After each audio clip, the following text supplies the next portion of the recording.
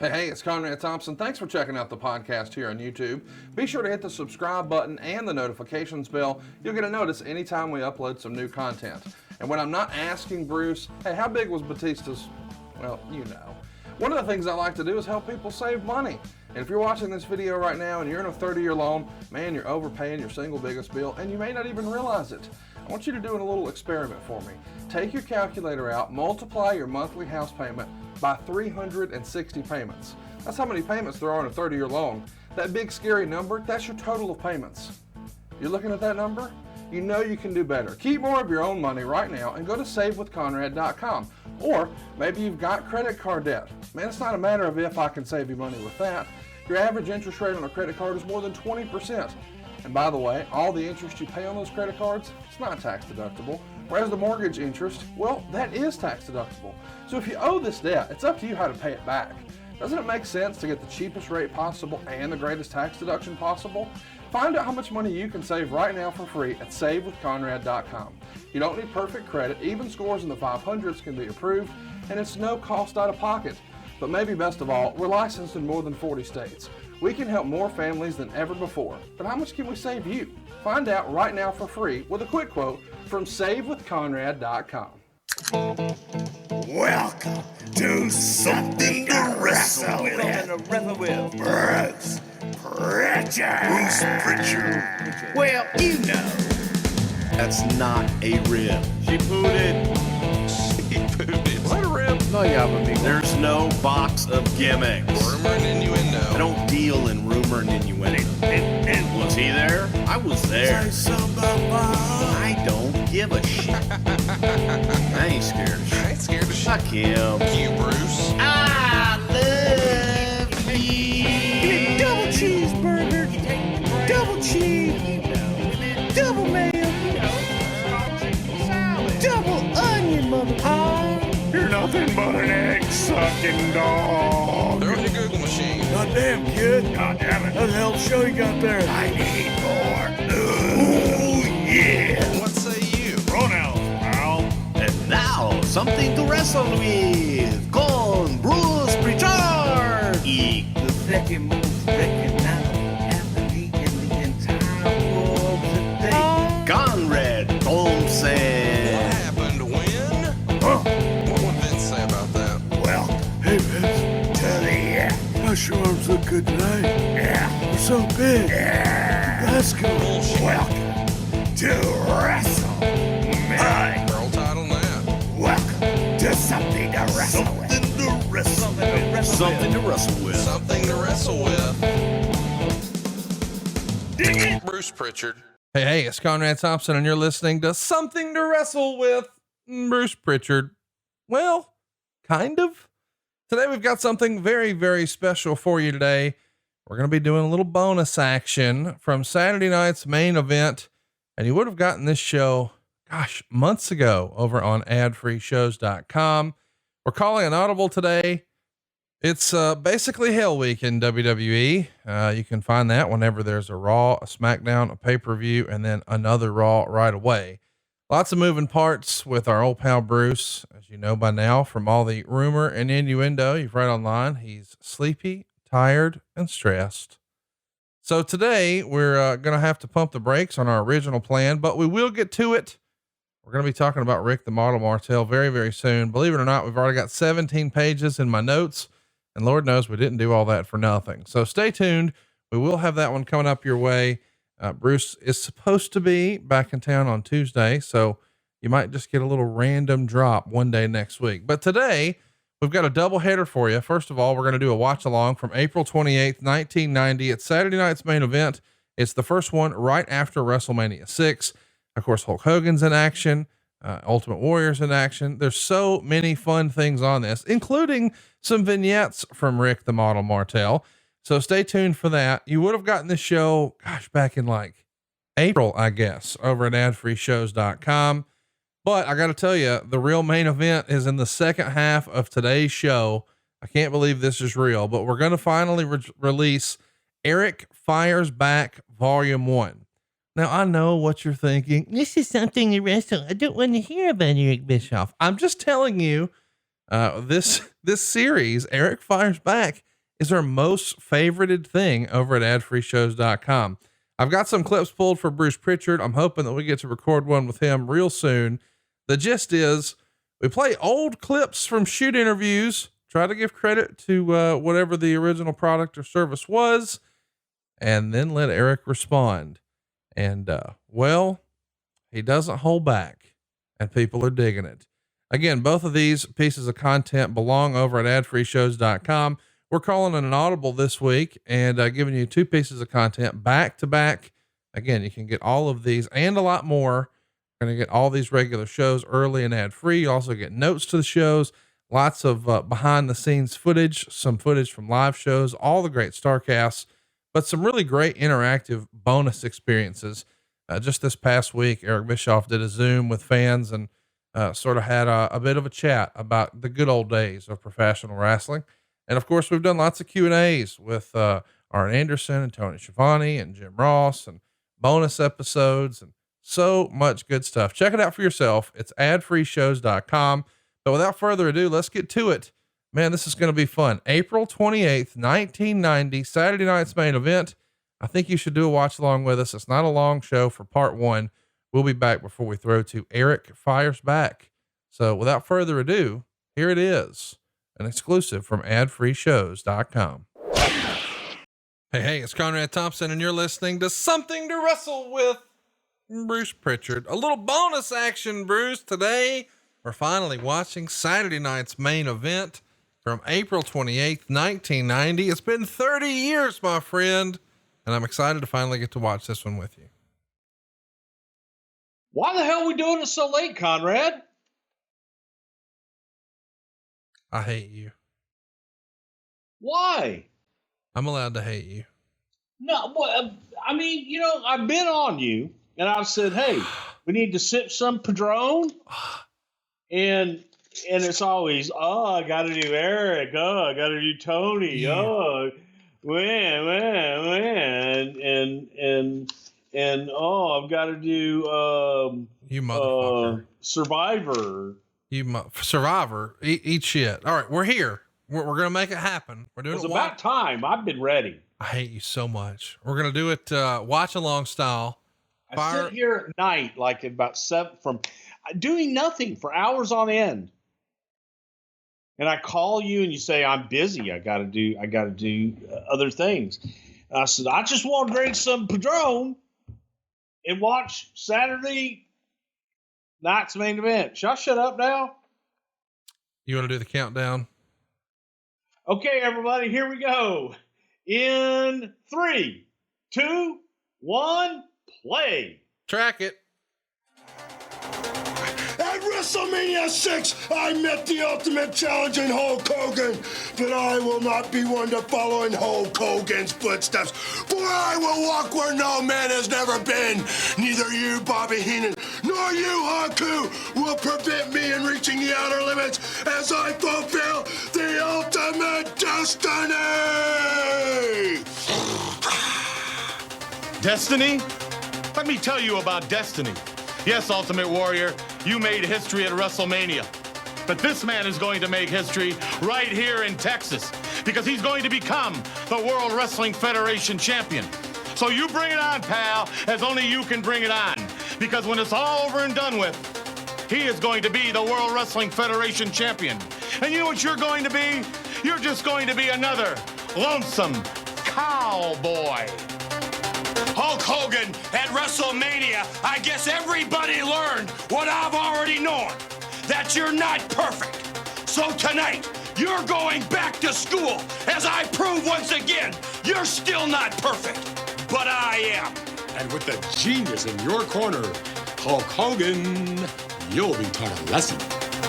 Let me make this perfectly clear. Tonight, Professor Hogan is going to be doing a lot of teaching, dude. And when the course is over and you fail miserably, genius, you're going to the Dunson's corner, dude. Mr. Perfect, you're going to the principal's office. And what you gonna do when Professor Hogan knocks some sense into you?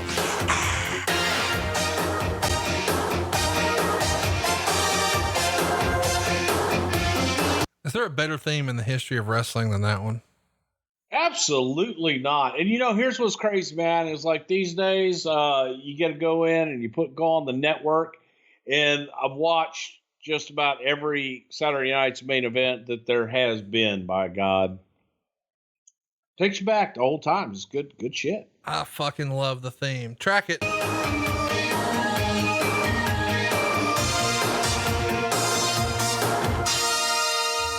It's a new era here in the WWF. We're on the heels of WrestleMania 6. Hulk Hogan is no longer your champion. Now it's the Ultimate Warrior. And check out this look here. We're going to be joined by Jesse the Body Ventura and Vincent Kennedy McMahon. They have quite the look here in Texas. I don't want to spoil it for you. Can you believe what we are seeing right now? Well, the only thing missing are the artery funk chaps that he didn't wear, and this is where I lost him, as a matter of fact. But yeah, don't they look comfortable on there? Jesse with his little weed in his mouth, and Vince's horse just wanted to be on the other side.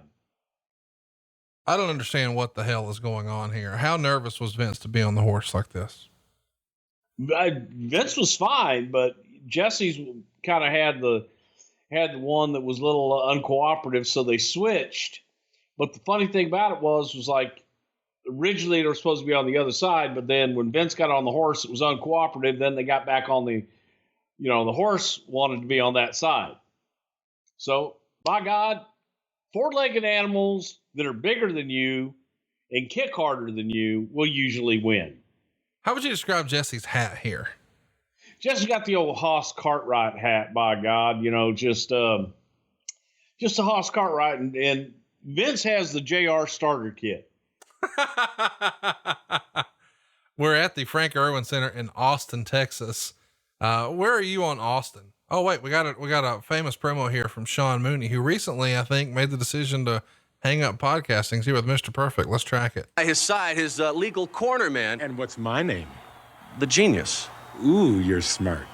Now, with names like Perfect and Genius, you gentlemen must have high opinions of your abilities. And why not? I'm not only the perfect wrestler, I'm a perfect athlete. One who not only plays golf, basketball, billiards, ping pong, chess, and horseshoes. I can play all those sports and more. But more importantly, I play them perfectly. But how does all this relate to your match with Hulk Hogan? Elementary, my learned friend. You see, Hogan, since you lost the title at WrestleMania, you've lost your confidence, lost your ambition, and lost your courage. And most importantly, you've lost all your Hulkamaniacs. But don't worry, Hulk Hogan, because tonight, you'll show the whole world your only perfect quality. You'll be a perfect loser. What a promo from Mr. Perfect. And his perfect streak just came to an end thanks to a rat soup eating motherfucker named Bruce Prichard, who decided to let Brutus the fucking Barber Beefcake end it at WrestleMania 6. Bruce, who booked this shit? Why in the world would you let Mr. Perfect fall to Brutus before Hulk Hogan got to chew him up? Reality based. Oh, I'm going to fucking hang this deal up. I'm not putting up with this.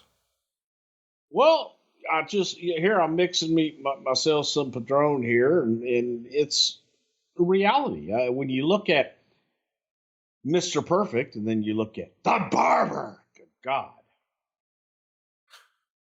How about Howard Finkel in there doing the ring introductions? God damn. Absolutely classic in the heart of Texas. Here's the funny thing now, and I'm not disparaging the town of Austin, Texas, because Austin, frankly, is one of my favorite cities anywhere in the world. And I would probably... You're leaving vacation over there. Oh, wait, we got to track this. Something mean, Gene. If Mr. Perfect and the Genius believe what they say, then they are perfect, brother. Really? Oh, yeah, man. They're perfect fools. Because never before have I been so confident in my own abilities, dude. Confident that Hulkamania will stand the true test of time. Confident that the training, saying your prayers, and eating your vitamins is definitely the right way to live. As far as my ambition goes, Mr. Perfect, my burning ambition, which is hotter than ever before, is to defeat pompous punks like you and spread the 3 commandments of Hulkamania. Now about the courage department of the Hulkster brother.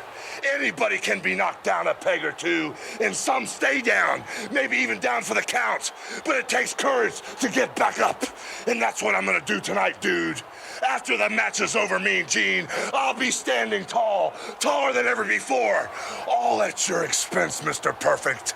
And as far as all my little Hulkamaniacs go, brother, we stick together through thick and thin, good times and bad, still bound together as the strongest force in the universe. And if there are any doubts whatsoever, then watch this, brother. All right, the one and only Hulk Hogan. He couldn't have said it any more perfectly. Vince. I love the puns. Is this all still under the supervision of the NBC? Maybe supervision is the wrong word. The collaboration of NBC. Yeah, it was definitely a collaboration on some of the script work here, and that it could definitely get very punny. God, I love that shot, man. Following him down to the ring, that low shot from behind. It's just incredible. Well, you know, you look at this match, you look at Hogan and Perfect, and by God, it is the perfect match. Great chemistry, great matches, and probably should have done a lot more. But and they did leading up to WrestleMania and Warrior and Hulk. Perfect fall. But I was talking about Austin, Texas, because you look at this crowd, they're into it. And Austin is a place I would probably live, and I may end up living there when I'm done here because it's just a great, quaint town. But it's never, ever been a great live event market, not only for wrestling, but for concerts. You know, South by Southwest does really well there because it's a quirky place and people like to go there. But the town, the market itself, was never one to really come out and support anything in large abundance, especially when anytime. I was going to say, well, even during college when you had all the kids in session, they didn't come out. And then in the summer, they're all gone, so even less people came out. It just was a weird town. Hence, keep Austin weird. We should mention, you sort of touched on it a little bit. Maybe Mr. Perfect and Hulk Hogan could have been a program that lasted a little longer, but they even went to Madison Square Garden with a soft house with this. And we covered that in our Mr. Perfect episode. It's remarkable to me that we all look back at Mr. Perfect and say, God damn, how great was he? One of the best. I mean, this is the way I remember him. I mean, this singlet and that baby blue one, and he's in the best condition of his life. And he's just, I don't know, the character, it's perfect for me, pardon the pun. And I would assume, man, with his arrogant heelish aspect and his almost cartoon-like selling for Hulk, this should have been a no-brainer, but for whatever reason, it didn't do big business around the horn. And fuck, in this era, you could even put Brother Love against Hulk Hogan and it would sell out, but for some reason it didn't. I didn't even sell out the Tokyo Dome. Well, I mean, seriously, you were featured with him in the Garden and it sold out.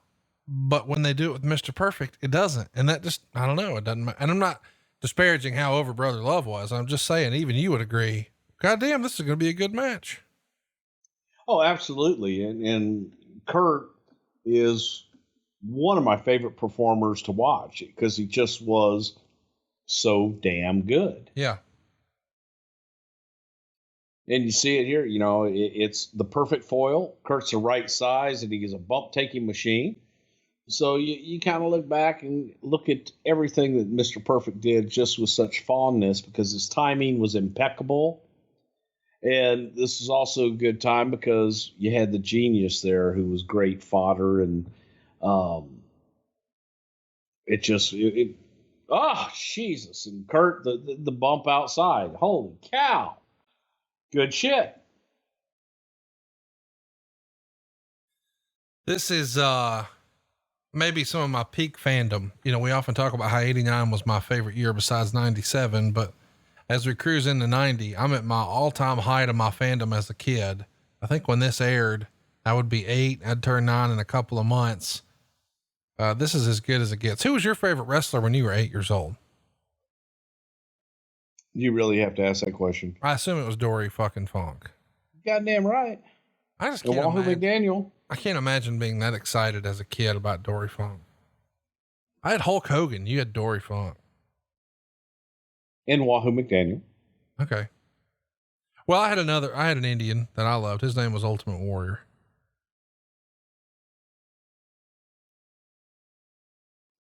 No joke, no comment, nothing.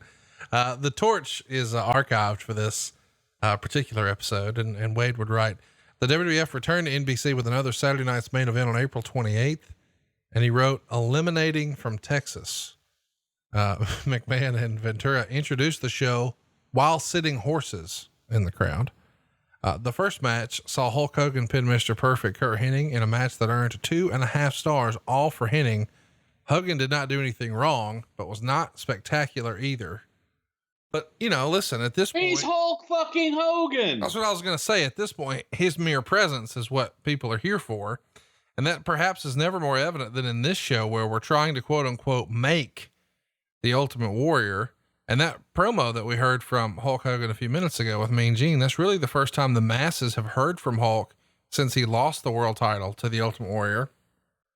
But what's historically been in this first spot on Saturday night's main event is really your quote unquote main event. That's your best spot. This is right after the news. This is before it gets too late, right?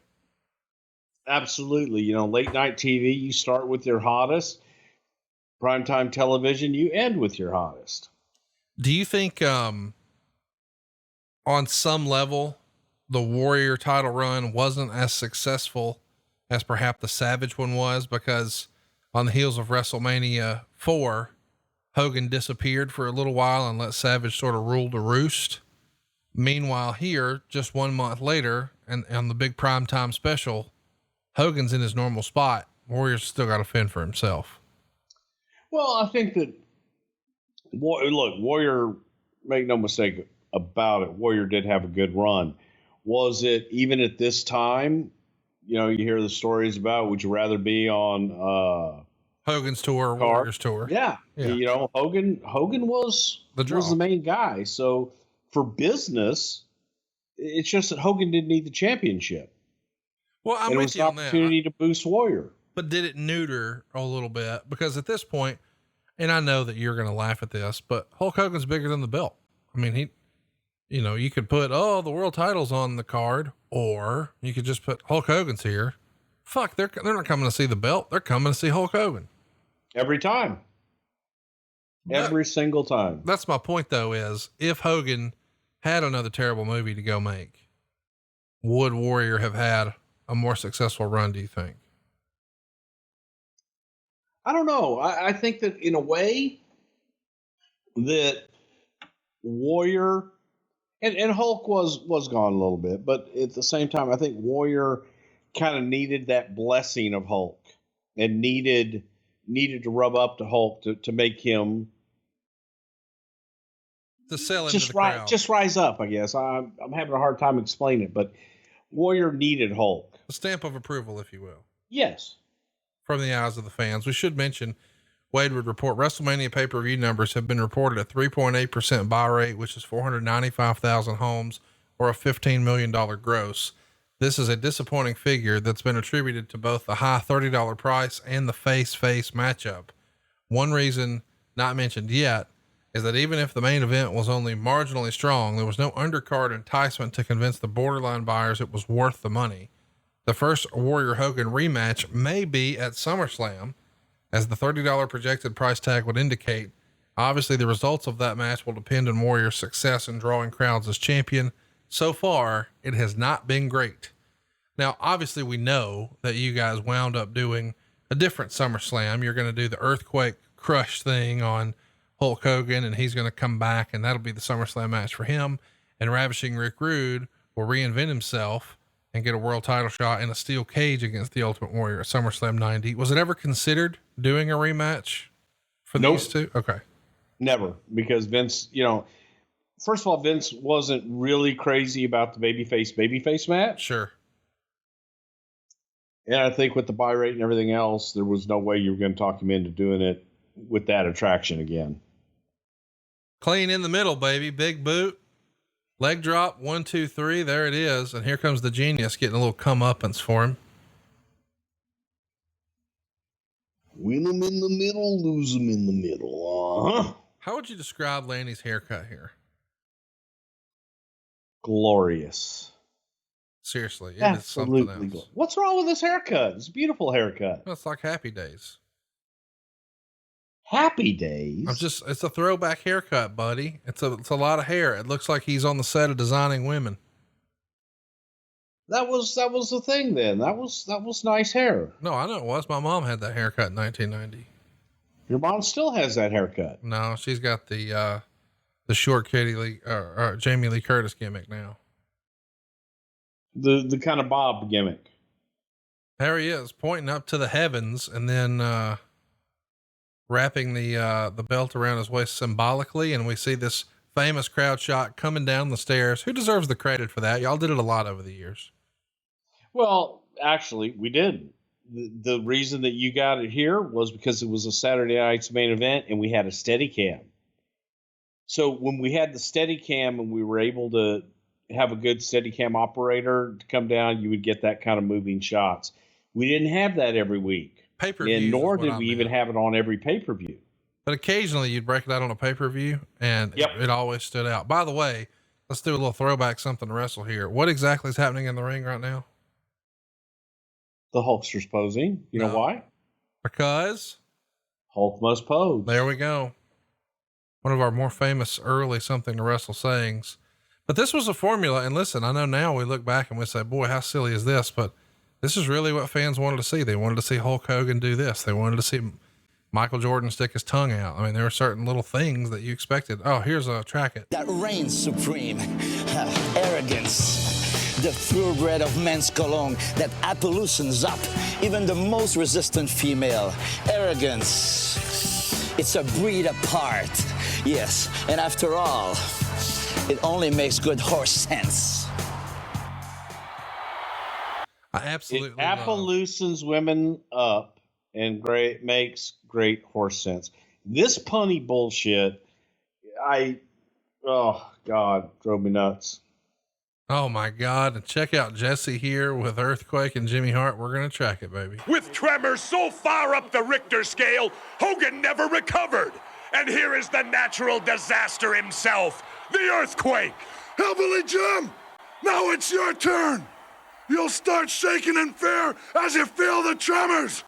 Your knees will knock as the quake intensifies, and then your country hick friends can watch the earth swallow you up as I deliver a 10 on the Richter scale. But don't worry, Hillbilly. You're gonna feel right at home because, Daddy, we're gonna make our own deliverance film. Only this time it won't be any dueling banjos, but you will squeal like a pig. How'd you describe what we just saw and heard? It was 1989, 1990, man. Come on. I got to tell you, I can't think of anything more fun for us to be watching today on a Saturday than this. This is just all my favorite shit when I was a kid. And I know you hated all the punny shit with Arrogance, but that fucking music and him just squeezing the perfume out for me to hit me in the feels. That's all I needed. You got hit in the feels with the Arrogance? Dude, I loved Arrogance. Arrogance was great shit. Did you get you a bottle of Arrogance? No. Do you know where I can get? Oh God. I hope this isn't going to be a speech about his phone. Here we go. Gene, I sure did, but let me tell you something. I know quite a bit about pigs and such, because, you know, me and Granny raised some of the most absolute beauty done on the farm mud lick that you ever done seen. Well, I remember skipping down to the old pig pen with big old buckets of slop, and I'd pour slop right over in the old pig trough, and I'd yell, "Suey, here pig, suey." Hillbilly. Well, anyway, come to think of it, this here big old Earthquake, he kind of reminds me of that big old hog that won last year's Mudlick 4-H County Fair. Well, wait a minute, Hillbilly. You know a lot about pigs, but what do you know about earthquakes? Well, actually, there, Gene, I don't know too much, but you know something? I do remember my granny sitting me down there in Mudlick, Kentucky on Sundays and read me that old Mudlick Gazette. It was a good old funny spot in there. And there was a fella in there, and his name was Earthquake Muldoon, a big old fella. Now, I didn't pay too much attention to him, really, because I was more interested in a little gal named Daisy Mae. Now, she was really something. Right now, Hillbilly, everybody is more interested in your match with Earthquake. Well, okay. He is one of a kind, folks, Hillbilly Jim. Hi, Granny. What a character. Yeah, and I think that my good. Well, this is no good because I doubt Brian is on Padron, but Brian Gewirtz in later years would, when we talk about Hillbilly Jim, would say, "Could Hillbilly dress more like a hillbilly and not a strip club manager?" Because in later years, God bless old Jim, he would kind of dress like a strip club manager. Yeah, he would. Great guy, Hillbilly Jim, though. Absolutely one of my favorite folks in the whole wide world. What's he do now? Strip club manager. Thank you. I really appreciate that. See, listen, we can get our Abbott and Costello routine going again. You just got to fuck around and get fired one more time. Well, you keep making me do all these Saturday shows, and I might just be moving back to Austin.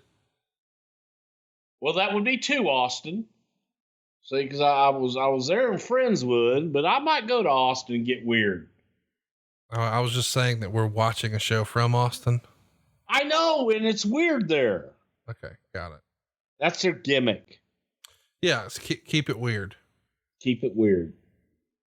Don't be messing with that damn horseshoe chain gimmick there. My horseshoe necklace. It's my lucky one. It's gold. See, and it is, and it's gold. Randy right there in Mud Lick. No way. I got it done up all gold after I got my first check from LJN. And then my phone rang.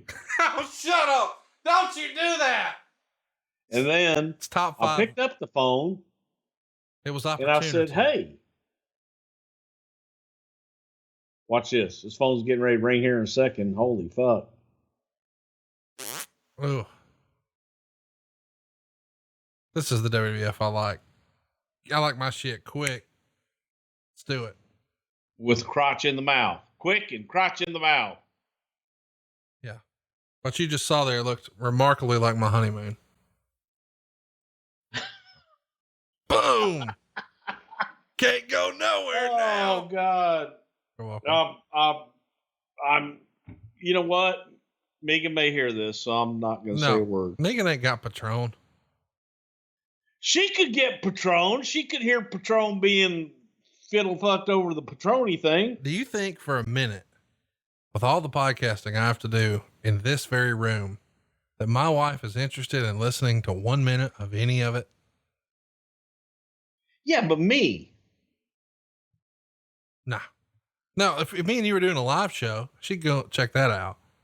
But that's because she digs me. Well, yeah, and we can hang out after and tell stories and drink and fellowship. Mainly drink, yeah. I'll tell you, in this, the times that we are, a quarantine we are in right now. Yeah. The other night I went and saw my good buddy over at Capitol Grill in Sanford. They're not open yet, but they do have to go. And I was here with my daughter alone and wanted to have us a nice little meal. And I went over there and called him and I said, "Yeah," I said, "I'm really glad that you're doing takeout. I wanted to eat something there." I said, "But can you get me some of them Stoli Dolies?" Oh, hang on just a second. Track it. Pre-matchup, I pump up with this Arrogance. It's today's man in a classic can. The fragrance that overwhelms, and pins down the competition. It's Arrogance for man. Until we meet again. Tell me that shit wasn't awesome, dude. Oh, I loved it. I absolutely loved Rick Martel and Arrogance. Well, the chick's coming up from the bottom too. That was just, I don't know, man. The music, it was perfect. Speaking of perfect, this is about as cool of a tag team as we can get. Here's Jesse the Body with the Hart Foundation. Track it. Demolition are on notice. You're hungry. You're in shape. And I'd have to say your quest for the title is right on track. Especially since tonight You're only facing a bunch of somersaulting sissies, the Rockers. A pair of tumbling teeny boppers are no match for the Hart Foundation. And Rockers, after your heart attack, you can join Demolition in the coronary unit. It sounds like angina to me. My God, all of these puns. You're right. It's over the top today. Yeah, a little bit, man. A little bit. Well, I think we're going to get a Rockers interview in a moment, but if we don't, you want to tell us about these Stoli Doli? What is a Stoli Doli? I understand it's Stoli, but what else is in it?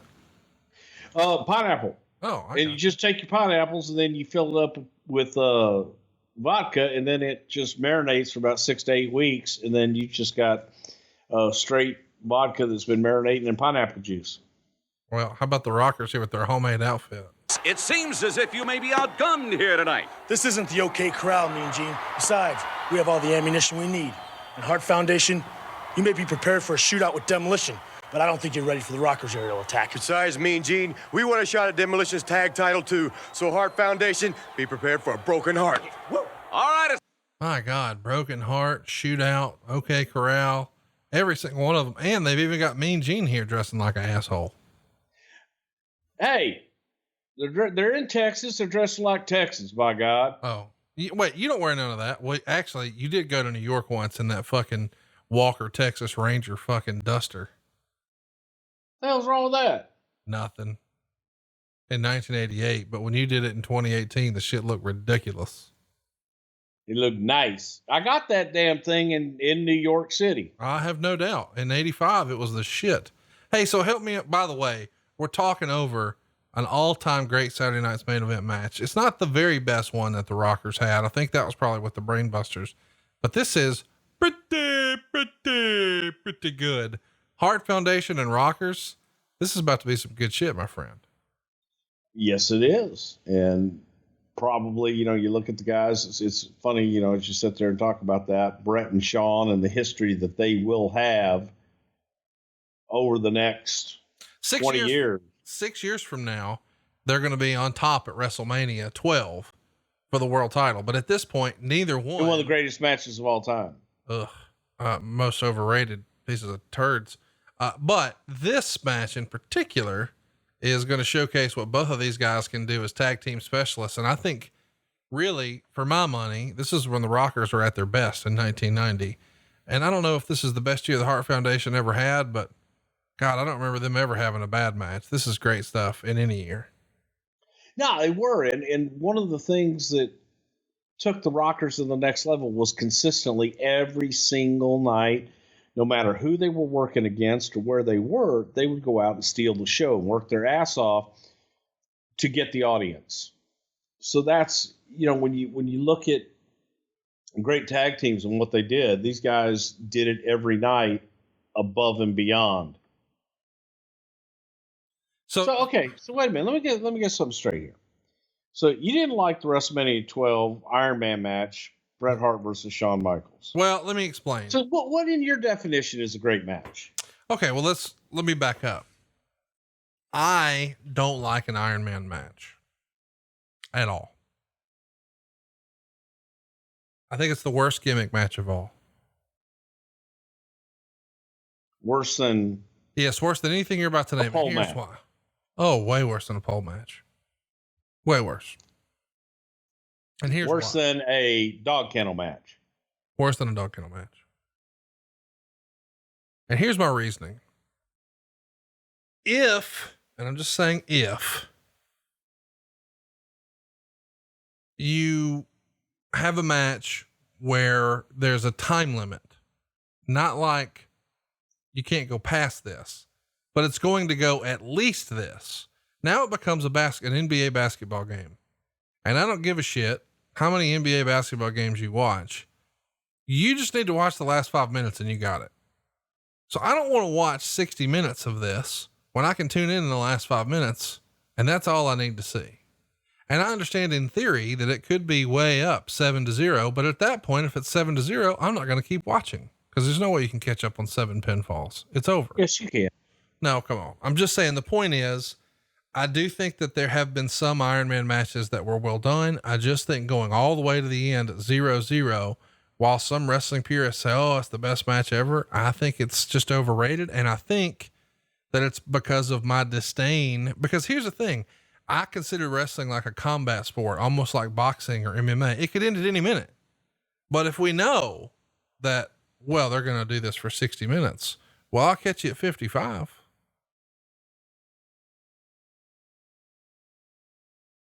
So obviously you've never watched any great Iron Man matches that captivated you throughout, and that this one did. Well, I think, because you yourself said you checked out, so you didn't check it all the way out, and you didn't sit there and watch the entire 60 minutes of spectacular wrestling and storytelling. Didn't they do it with, was WrestleMania 21 Kurt Angle, Shawn Michaels? That was one we just covered, wasn't it? That was awesome. Hey, so talk to me a little bit about your Stoli Doli. You went to Capitol Grill. I think so. I went to, and he got me 2 quarts of it. Oh, there you go.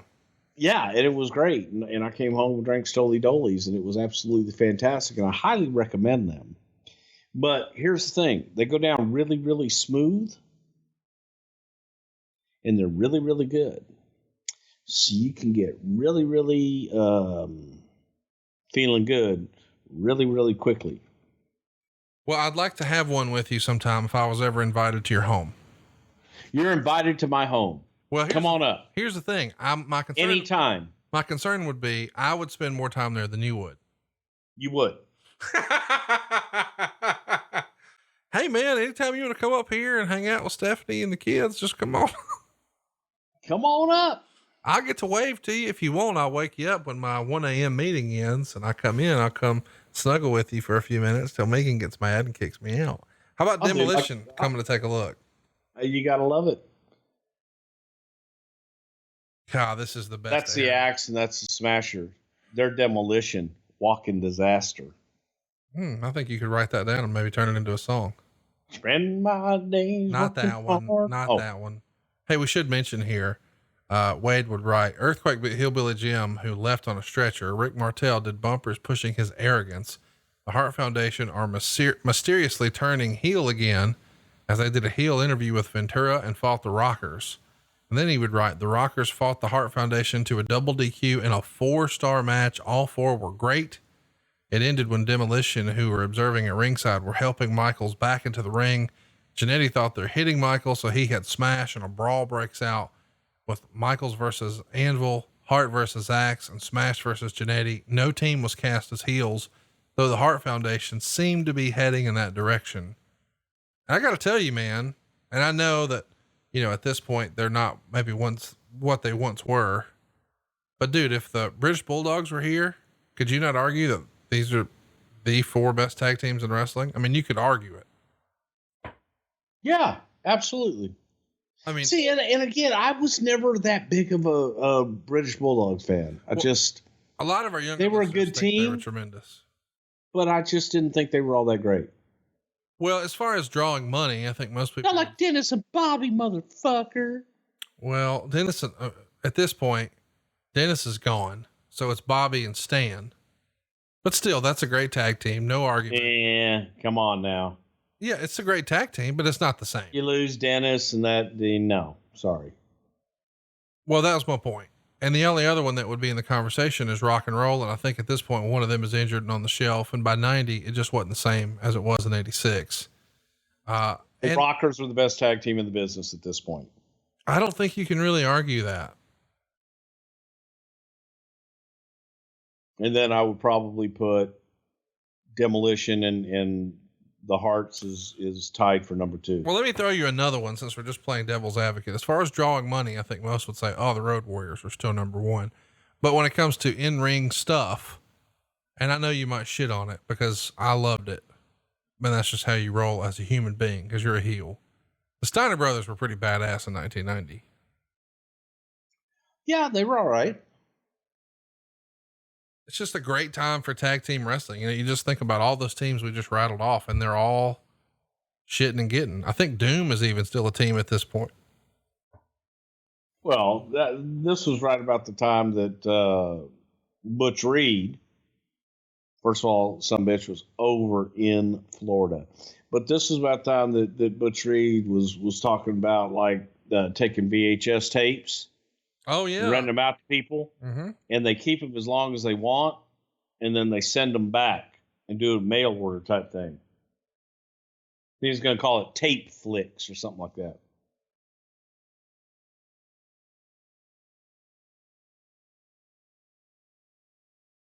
True story.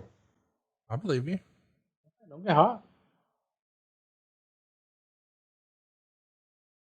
You're just watching this dadgum match and these some bitches go after it. No, I'm into it, man. This is, I mean, seriously, I was so fired up about watching this because I thought the earthquake storyline you guys were setting up with Hulk Hogan here is one of the more memorable ones of my childhood. Perfect and Hogan is just the best. These are three of my favorite tag teams of all time, specifically Demolition. I was such a Demolition fan. The Arrogance bumpers, the Warriors still coming out. It's just great shit, man. WWF in 1990 was awesome. Yeah, I see Marty's over there. Marty's in the wrong. Of course he is. Marty's just a goddamn hothead. And now this is broken down into a fucking Donnybrook. This was before there was even such a thing as a three-way match. Look at the crowd. Look at the crowd going nuts, dude. Yeah, can you imagine if at this point three-way matches were invented? At this point, the only three-way matches happened in Jake's Law. Hey. What? Sorry. You can't say that. Can't say what? Well, I'm probably going to get in trouble for talking about vodka on a Padron show.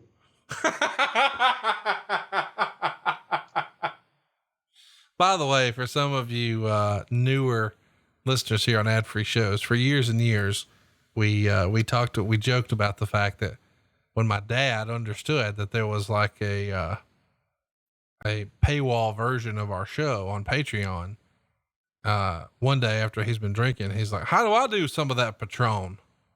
And we just stuck with it all this time. So you'll hear Tony Schiavone and Bruce Prichard occasionally refer to what we're doing here at adfreeshows.com as Patron, as a throwback. And oh my gosh, a second earthquake interview. Track it. Right, Daddy. Just about a week ago, we celebrated Earth Day, and nobody cares more about the environment than the earthquake. And I prove it every time I get in the ring by disposing of waste like Hillbilly Jim. As far as you're concerned, Hulk Hogan, you already felt a slight tremor. A tremor that cost you the World Wrestling Federation title. But now, Hogan, if you get in my way again, you'll feel the devastating impact of a quake that will send Hulkamania into a crumbling heap of debris. And just think, Hogan, if it happens here in Texas, you could be buried with your boots on. Not that he wasn't before, but I suspect that Hulk Hogan might want to be a little more environmentally conscious in the future. So we've got the stage set now for SummerSlam. And you know what's coming up next. It's going to be our main event. We've got Haku and we've got the Ultimate Warrior. But first, we've got to hear a little SummerSlam hype from Hulk Hogan. Future. Well, Mean Gene, I must admit that the earthquake is definitely a natural disaster.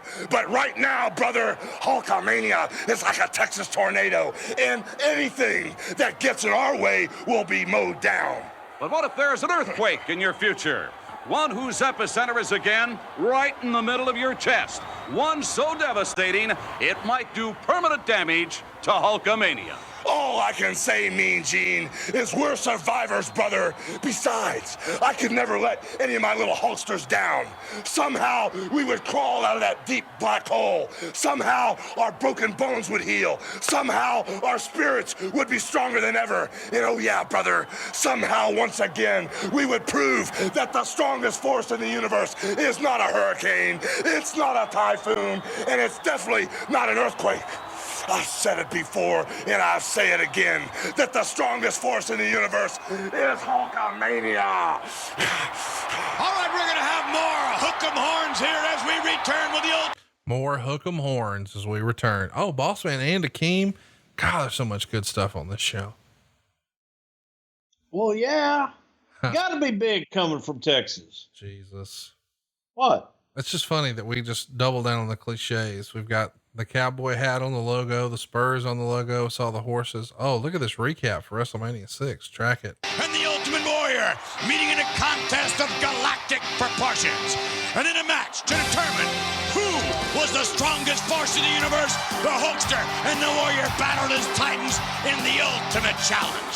The largest crowd in Skydome history stood in awe at the prowess of the combatants. And then after an eternity of warfare had happened, the Ultimate Warrior became the new World Wrestling Federation champion, while Hulk Hogan took his first step into immortality, proving beyond a shadow of a doubt that Hulkamania will indeed live forever. And Jesse the Body is standing by with a challenger. Congratulations, Bobby Heenan, on the opportunistic occasion to win the World Wrestling Federation title in, of all places, Texas? Yeah, Texas.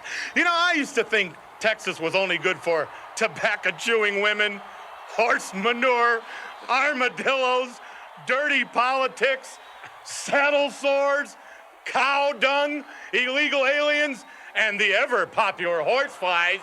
But now Texas will be remembered for something other than J.R. Ewing, because tonight, one of my family members, Haku, will win the title for me. Well, if anybody knows how to beat the Warrior, it's definitely you, Bobby Heenan. You did it before with another family member, and I predict that you will do it again. You know your history, Jesse, but tonight I'll be making history. You know, and Texans will finally have something and someone to be proud of. All those ham and eggers who got kicked at the Alamo, the Davy Crockett's, the Sam Houstons, the John Houstons, the Jim Bowies, the Bowie Kuhns, the Rosemary Coonies. They'll all be forgotten when my man Haku wins the World Wrestling Federation Championship. Hey, remember the Alamo, sure. But you can forget about the Ultimate Warrior. Come on, champ. Over to you, Hop-along Gene. All right, Jesse. With me now, the new World Wrestling Federation Heavyweight Champion, the Ultimate Warrior. At WrestleMania Warrior, you lived up to the Ultimate Challenge, and then some. But now, you face a challenge of a different kind. It's your first title defense on television, and you'll be coming face-to-face with one force that some time ago defeated you.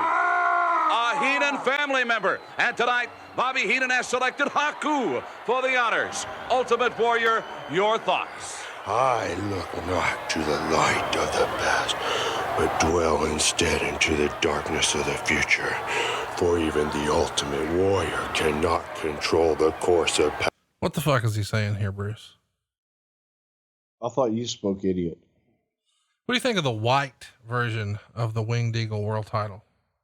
I liked the colored leathers, man. I liked when he had the white. I liked when he had the purple and the pink and the yellow and all that other shit. I thought it was pretty damn cool.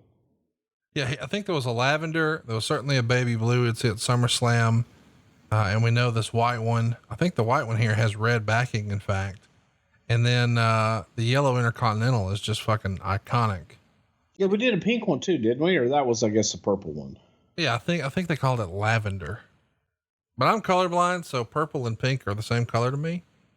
And you're showing off. What do you think of this version of his face paint? For years and years, he had just. I love this. Yeah, I liked the flex and shit. Loved it a lot.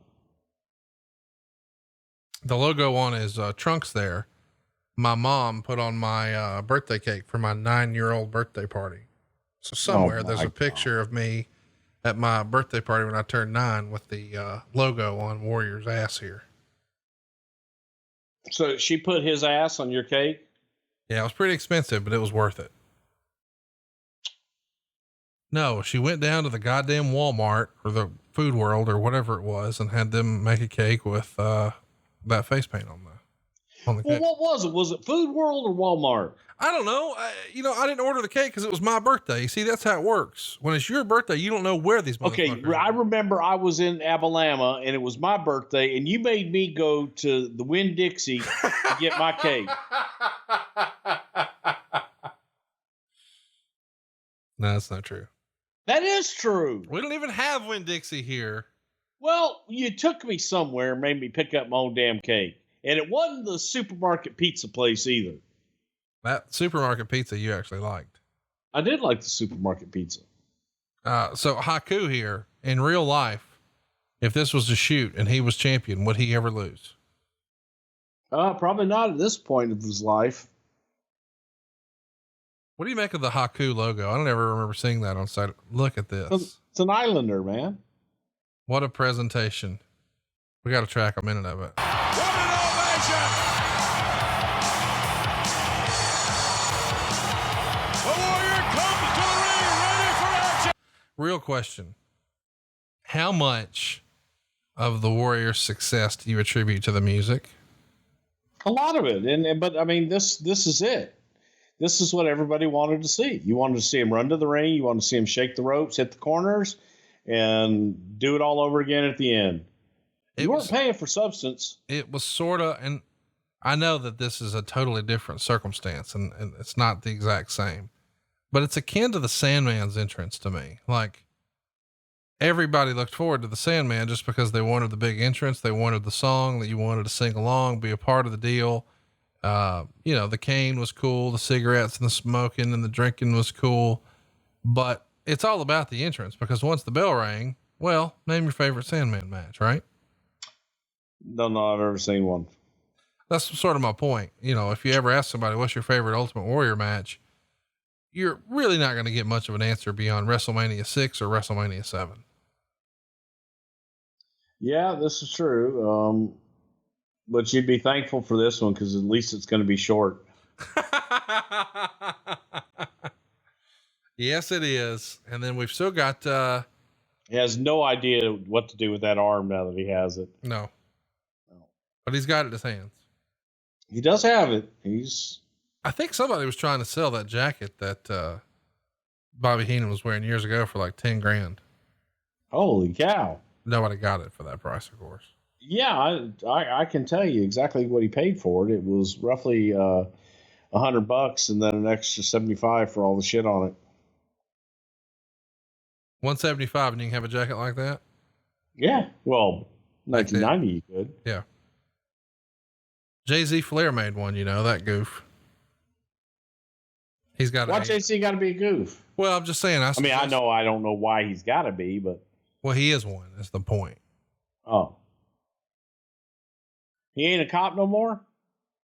No, he just has the jacket to wear around conventions and stuff. And it says Jay-Z Flair on the back, but it's sort of Heenan styled, Heenan inspired.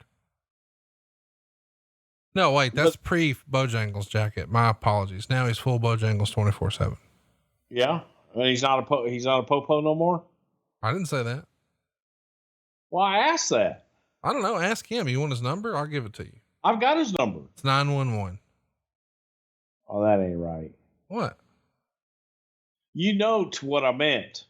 Look at these damn clothesline and not by just. Well, here's the reason I can't answer. He's an undercover cop and you're trying to make me out him. No, I'm not. I keep asking if he's a cop. You just outed him. Well, yeah, it's Patron. They need that inside information. Okay. Well, he's an undercover cop. Don't buy drugs in North Carolina, or if you do, don't buy it from JC.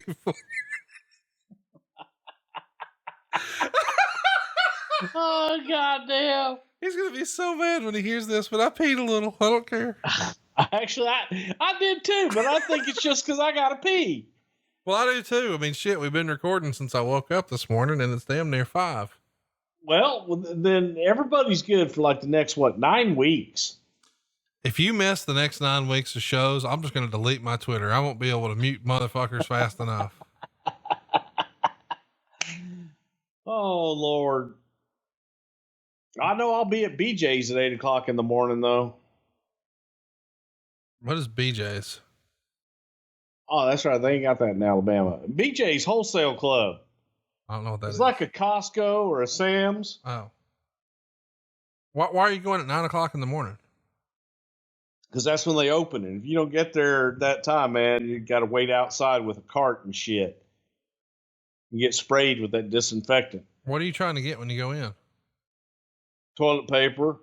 See, here's body wash. Let me just give you a spoiler. Yeah. I don't go do that. Well, see, I do. I actually see I long for being able to do that. I just have the shit delivered and come in here and record podcasts or do mortgages. Well, that's because you're a fucking rich multi-billionaire mortgage owner. Whoa. You made more money working for Vince McMahon last year than I have in my entire career. That's not true. If I had your money, I'd burn mine. That's not true. You're always down here joking on my shit. Your shit's got 18 commas in it. Shit. You can see my shit from up top in your palace there at the Conrad.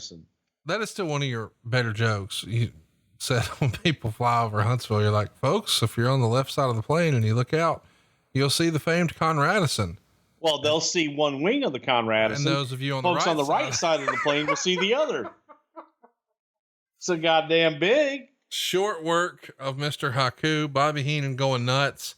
It feels like we've just swapped spots where Warrior was or Hogan was once battling with all of Heenan's family. Now it's Warrior's turn. The more things change, the more they stay the same. There he is, your world champion. No, I guess there were two. Bobby Heenan thanking God that he didn't have to go in and take any bumps. Yeah. Thank God that weasel suit shit's over. I don't have to do that anymore. So yeah, there were at least two of those, now that I'm seeing it, white world titles, because the other one that I think he had around a pay-per-view, maybe Survivor Series, he's got a red backing, but here it's looks like a black backing. So the more you know. How do you know it's not the same belt? It's just a different backing. I don't. I just know he treated him like shit. Oh, here we go. Oh, here you go. You know, now there's a fragrance that puts it all on the line. Arrogance. Whether it's a forehand, a backhand, every shot's a winner because women, Navrata, love it. Arrogance for men will make you the number one seed. One shot and you'll be in the royal box. I don't know that. Akeem and the Big Boss Man were ready to get it on at WrestleMania, but lurking in the shadows was the $1 Million Man, Ted DiBiase. Let's take you back. Going to be doing some hard time here very shortly. I got to tell you, this was a fun moment of WrestleMania 6 because I did expect it. $1 Million Man camping out to attack the Big Boss Man, who he of course had an issue with over some stuff that had happened. I think was it on your show, the Brother Love show? Well, it was after that some bitch going back on his word, not getting the damn $1 million belt out of that snake bag. That's right. Son of a bitch. But that was on your show, wasn't it? It was. Yeah. Look, everybody's got a price for the $1 Million Man. Well, here he is. The Slickster. Hang on, brother. That's a pretty good impression. Business as usual, my man.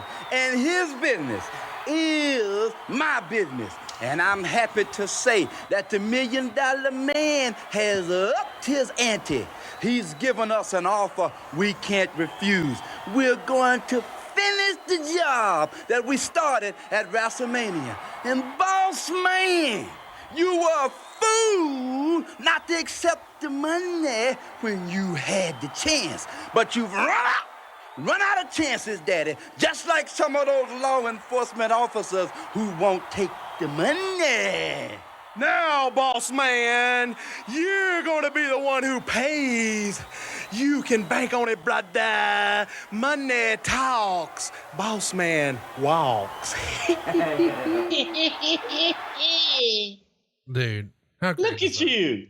Look at you back there. Look at you strutting your shit out there. If you think I'm not doing this when you get fired again and we come back for a live show, first live show back in New York, that's my shit right there. No, you told me that before. You didn't do it. Well, listen, I got the gear, but you didn't do what you were supposed to do either. I did. I don't remember that. You didn't dress up like Brother Love. I've done it. Yeah, but you did it for Vince. You didn't do it for our show.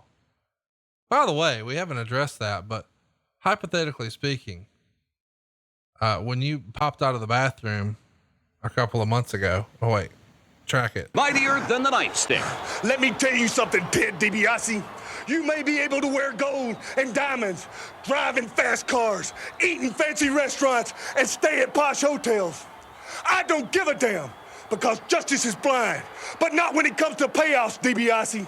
It's obvious that you bought off my former manager, Slick, and then paid dearly to up the ante for my former tag team partner, Akeem. But there are some things in this world that you can't buy. You can't buy morality. You can't buy honesty. And you can't buy integrity. But most of all, boy, you can't buy me. And Akeem, everything's bigger in Texas, including the beating I'm about to give you. Man, that's a good promo from Boss Man. Boss Man was a damn good promo. By the way, I should read you in the torch here.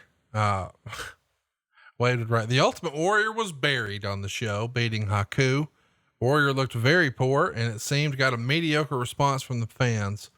Boss Man won via DQ over Akeem when DiBiase and Virgil interfered. A good SNME. What do you make of Wade's comment that Warrior was buried here on the show? I don't think he was buried at all. I mean, he won. How can he be buried if you won? Well, that's the danger of somebody thinking that they're smart. So yeah, when you're in the bathroom and Rey Mysterio comes by to say hello, hypothetically speaking, were you in there manscaping? Maybe. I always wondered why your hands were so pale. And when I got asked that online, I was like, those are his hands are covered in his old man pubes, because we should give everybody a peek behind the curtain. Back when you and I worked together on a near daily basis, your nickname around the office was Old Gray Bush. Well, I gotta be old. Not old with a D, like OLE, like Ole. Like Ole. Ole Gray Bushe. Like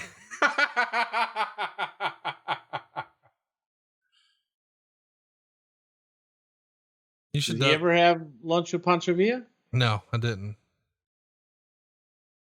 I do sometimes think about that lunch that we went to in that Cajun seafood restaurant downtown where you were crushing those raw oysters and then had a heart attack on your way home. Yeah, it had nothing to do with the 18 beers that I slammed at 11:30 in the morning.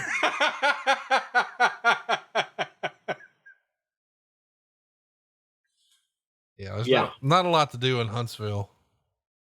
Well, yeah, and it was, well, you better hurry up and drink this before you get on the plane because we got to get you to the airport. Oh shit! Here's some more fried food. I think really what you were wrecking was the raw oysters.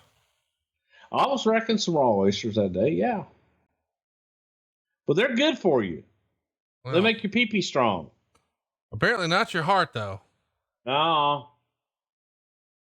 No, I think it had something to do with the 18 beers and we had some fried food that day too. We had we had a lot of everything. Oh man, what a bump here coming up. Man, that's a lot of weight going over the top rope.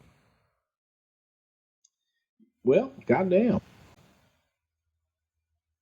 You know who made those boots for Akeem, the African Dream? Is that, are those the same that Dusty used to wear? Cause it's got the pull tabs on them. It's from Austin Hall Boot Company in El Paso, Texas, baby. Miss Sandra used to take our order. There were only like 3 ladies in the whole place. Look at that move. Just keep hitting his own head. I would say something, but I'm not going to. No, you have to. We're on Patron. Wait a minute. I just outed people. You got to say something. No, I can't. Oh, you were going to make I got it. No. I already know where you were going. I'm going to keep it to myself. All right. Here comes the $1 Million Man doing his very best, Chippendales routine here. And Virgil, God, please don't let him throw any more punches. Yeah. No shit. Or any kicks. Maybe he should just go outside. Some bitch looked good in that outfit. Did you prefer DiBiase in the green $1 Million Man outfit or the black? I like the silver and the green. I like the black. And I liked Virgil in his FTD florist outfit that was the original. FTD florist. Yeah. And the best part is we kept calling him the FTD florist man all day while we were doing vignettes. He has no and idea then what that lo is. and behold, there's a picture somewhere. I've got to find it one day. We were doing a shoot, and outside, like down the street, was a florist shop, and there was the FTD florist, and it had Virgil just lean up against the sign, not knowing what it was. Oh God. And it was him and the FTD florist guy. It was awesome. I've got it somewhere. It's great. Hey, wait a minute. He's got a key. Yeah, they didn't think that through, did they? It's like Jim Cornette. He always has a handcuff key in his wallet. Just in case. Just in case. I'd like that. There's a poll for our listeners. How many of you carry a spare handcuff key in your wallet? Just in case. Just in case. Man, those are some fine Texas ladies there. Oh gosh, here we go. It opens up my baby's carburetor. Come on, baby. Arrogance. Yes, the man's cologne that primes pistons. Yes, that makes spark plugs grow hotter and that improves your engine's performance. I love it. And now, put the brakes on the mundane and accelerate into the fast lane with Arrogance. All right. How many times did y'all have to do that shot before you realized you got to have the girl hold the Arrogance? No, we were good. Oof. Wow. I didn't know that one was in there. You didn't like that one? That was great. Don't concern yourself with my business, but I picked up something out there tonight. I noticed some flaws. Rick Rude and I picked up some flaws. Wait a minute. What does ravishing Rick Rude have to do with all this? If you'll keep your mouth shut, you might learn something. I noticed some weaknesses out there on the Ultimate Warrior. See, right now, ravishing Rick Rude is going through the most extensive training an athlete has ever pushed himself to. And ravishing Rick Rude is the only man ever to defeat you for a title, Ultimate Warrior. And just like he did it before, he can do it again. And he's going to lift that World Wrestling Federation Championship and bring it back to the Bobby Heenan family. Bobby Heenan, you might want to stay right here because you're about to hear a difference of opinion. Let's go to Mean Gene Okerlund. Our congrats. All right. So the stage is set. It looks like we've got WrestleMania behind us. SummerSlam seems to be taking shape. Of course, we know what's coming. Rick Rude in a steel cage with the Ultimate Warrior.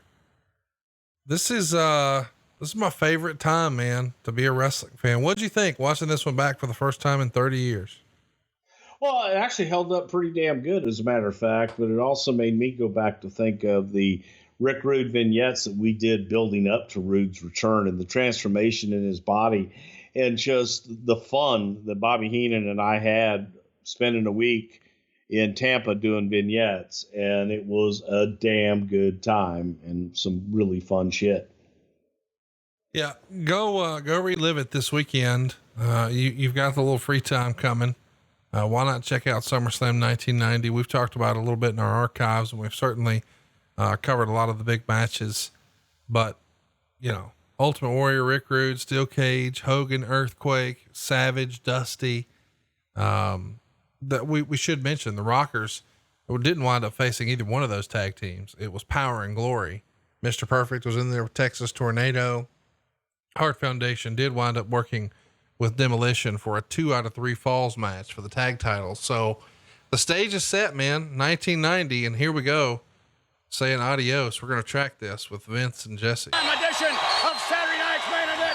We'll see you again on Saturday night, July 28th. Ah, McMahon. It looks like you still think something up as well. How about going off the air with drawings of Vince and Jesse? It looks just like Jesse, not so much Vince. And then the carrot kiss with the horse and Jesse. God damn. Jesse was dying to do that, man. Y'all were over the top with this one. Over the top. Well, it happens. Well, listen, I loved it, man. On a scale of 1 to 10, I'm going to give that about an 8. Where would you land on this random episode of Saturday Night's Main Event from 30 years ago? I'm going with an 8 too. We finally agree. We do agree. And we agree that we agree to appreciate your support for adfreeshows.com. Of course, with Bruce's schedule being busier than ever and these unprecedented times, we haven't been able to get this one out as timely as we hoped. We hope that it's better late than never, and we're going to continue to work hard. Make some suggestions in the comments below if you've got some ideas of other things you would like for us to cover.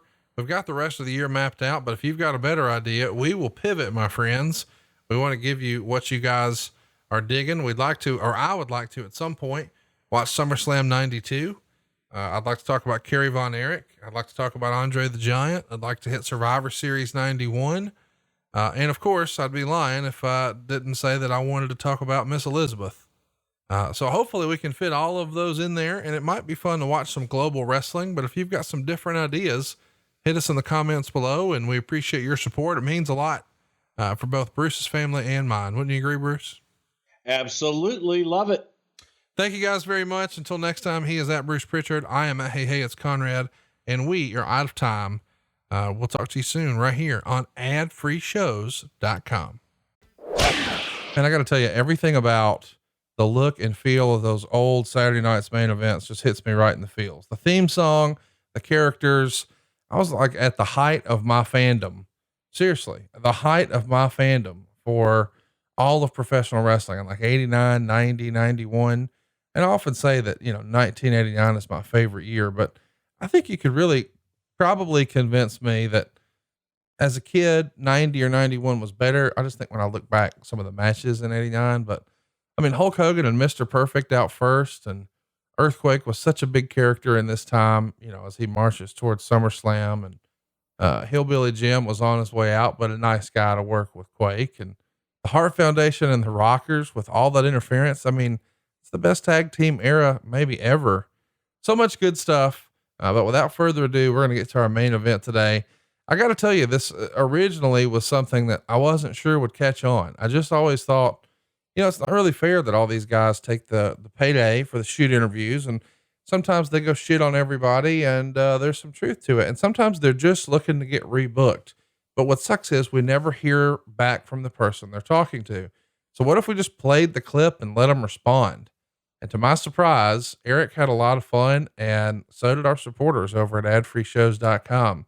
I can't recommend it enough. Check it out if you haven't already. There's multiple episodes of this. We've even had Tony Schiavone and Jim Ross in on it, but man, Eric Bischoff, lots of fun. I also want to mention Eric's podcast with me, happens. That's not proper English. You know what I mean? We have a podcast, boys and girls. It's Mondays. It's called 83 Weeks right here on Westwood One. And, you can get, the next episode early and ad free this weekend over at adfreeshows.com. But, I know it's a little bit of a curveball to play some Eric Bischoff content, but I thought, you know what, since we're playing a bonus STW from Ad Free Shows, let's go ahead and do one that everybody will dig. Eric Fires Back. Without further ado, here we go. Hey, it's Conrad Thompson, and you're listening to 83 Weeks with Eric Bischoff on Patreon. Of course, we're talking about a bonus piece here on adfreeshows.com that I'm calling Eric Fires Back. And we hope this is volume 1. Eric, it's probably no surprise to you that, quite a few former WCW performers have taken the payday to sit in front of a camera and shit on you. And well, we call it a shoot interview. And you've even done some shoot interviews back when you were knee deep in WCW and you heard about the rise of this concept of guys just shitting on each other on a video cassette through RF video. And it was being framed as a shoot interview. What did you think of them then? And has your opinion of a shoot interview changed over the years? What did I think of them then? I think disappointed, I think, is probably the first thing that comes to my mind. I think most of the shoot interviews that I saw early on were a joke. They were really just a platform for talent that wasn't associated with a wrestling company, that really didn't have any relevance in the industry anymore, to get out and rewrite their own personal history or vent their personal issues, and most of them were like really bad wrestling promos for the most part. So many of them that I saw early on were talents, and this is still true today, and it exists on a lot of different levels even now. So many of the interviews that I saw from people and heard from people about what was going on in WCW, or from a business perspective, talking about things that they had no idea what they were talking about. Again, let's put this in context. 99.9% of the talent, I would say probably 100%, but I'm going to leave a margin for error there, of the talent in WCW had no idea how WCW operated from a corporate point of view. They had no idea where the opportunities were, where the problems were. They had no idea who people like Vicky Miller were, or Terry McGurk was, or Scott Sassa was. They possibly knew the names, particularly of someone like Scott Sassa, because he was corporately pretty high profile internally. But so many of the people that were instrumental in actually pulling the strings for WCW, or trying to undermine WCW from a corporate point of view. Harry Anderson is another name that comes to mind. These were all people that, I don't care if you're Chris Jericho or who you are, I don't mean to single out Chris by any stretch, but an example of talking about, some of the dysfunction from an internal point of view of WCW, but yet they had no idea who, how, or why those conditions existed, but they spoke as if they did. They like to present the appearance of these shoot interviews that they had, really strong insight as to how WCW was working. And I think Chris Jericho comes to mind simply because of, and it's he was absolutely correct, and he was telling the truth. But there was an incident where he got a merchandise check that was like completely off the wall, and nobody had any answers for him. And I understand from a talent's point of view how frustrating that would be, and how you would almost find humor in it if it wasn't so, if it didn't affect your money. But, understanding or experiencing the problems that existed internally in WCW is a far different conversation than a discussion as to how or why or who was responsible for some of those things. So, and I think in all of the conversations that I've heard, not all of them, but most of the shoot interviews that I heard so many people talking about the business side of WCW that had no fucking clue. 80 or 90% of the talent never interfaced with anybody in WCW unless they were at a television taping or at a house show taping. It wasn't like, talent worked inside of the office, so that their opinions and their perceptions of what was going right and what was going wrong and who is responsible for what and how decisions made were completely unfounded. So just at its core, most of the conversations that I heard were people talking about things that they knew nothing about, and then weaving their own personal opinions and venting and trying to keep themselves relevant by doing a good wrestling promo. And that's what most of those shoot interviews to me have. Now, I haven't sat down and watched all of them, clearly, and I've only sampled a few of them. And usually I can only get through, 4 or 5 minutes before my head starts to explode, which, doesn't forecast well for what this show is going to end up being like. But I'm going to do my best not to let my head explode, not to overreact, not to go off on rants, not to get pissed off. I've been sitting for an hour as I'm sucking down caffeine, preparing myself mentally for this show, much like I would preparing myself to go in for an IRS audit. So I just have to be in the right frame of mind, and hopefully that I am. And hopefully we'll be able to do more of these, and it won't require therapy or excessive amounts of Jameson or, hit off the vape pen to get over all of this. I don't know, but we're going to give it a try. Well, listen, I'm excited that we're taking a stab at this. You and I were joking off air that, as controversial of a figure as you were once upon a time, We could probably do one of these every month until we stop the podcast, which we hope is never, but no, we're never going to stop the podcast. Here's what I figured out, Conrad, not to cut you off, which I always do. And I apologize in advance for doing it throughout the show probably, but when we're all done, when we've covered everything there is to cover, version 2.0 is going to be hypothetically 83 weeks where we can go back and literally rebook, kind of fantasy booking based on what we know now and all of the things that I would have loved to change if I would have been in that frame of mind, if I lived in that frame of mind. But we'll actually sit down and go over these shows, and you can tell me how you would book, for example, Starrcade 98, and I'll tell you how I would rebook it with 2020 hindsight. I think that would be fun. That's a great idea. And I don't think we're done by any stretch of the imagination. Oh, but, but like on my 75th birthday, for example, 10 years from now, when we're sitting around, we go, okay, we got to do a show. What should we talk about? Oh, we talked about that. Oh, we already covered that. Oh, we already covered it. I figured we've got a good 8 or 10 years before we hit that point, but I'm ready. I'm already going back to like 1994 and starting to rethink, if I would have known then what I know now, how would I have booked this show? Or how would I have asked other people to book this show? And I think that would be fun. Yeah, I think it's going to be fun. And I can't tell you how excited I am today. I don't think this is going to be as fun for you. I've selected a few different takes. We're going to try to hit a little bit of everybody as much as we can today. So first up, Eric, we're going to go to the guy who probably had the most legendary shoot interviews of all time, and not much has changed, Mr. Jim Cornette. Now this sample is going to be from an offering from our friends at kayfabecommentaries.com. I know you've done some work with Sean Oliver before. Of everyone that does these shoot interviews, I think Sean does them best. Wouldn't you agree? Well, I would.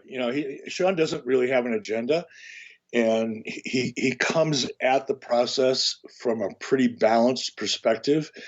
But Sean is a businessman, and he was doing these interviews to make money. And clearly the more controversial, bombastic, and ridiculous these interviews were, the better for Sean. The more money he made, the more popular they became. I think, the wrestling audience, I think, loves hearing these kind of interviews. And the idea, I think, of a shoot interview, just the term kind of pisses me off, because you're embracing kind of the inner work. You're embracing part of the language of the inner circle of wrestling.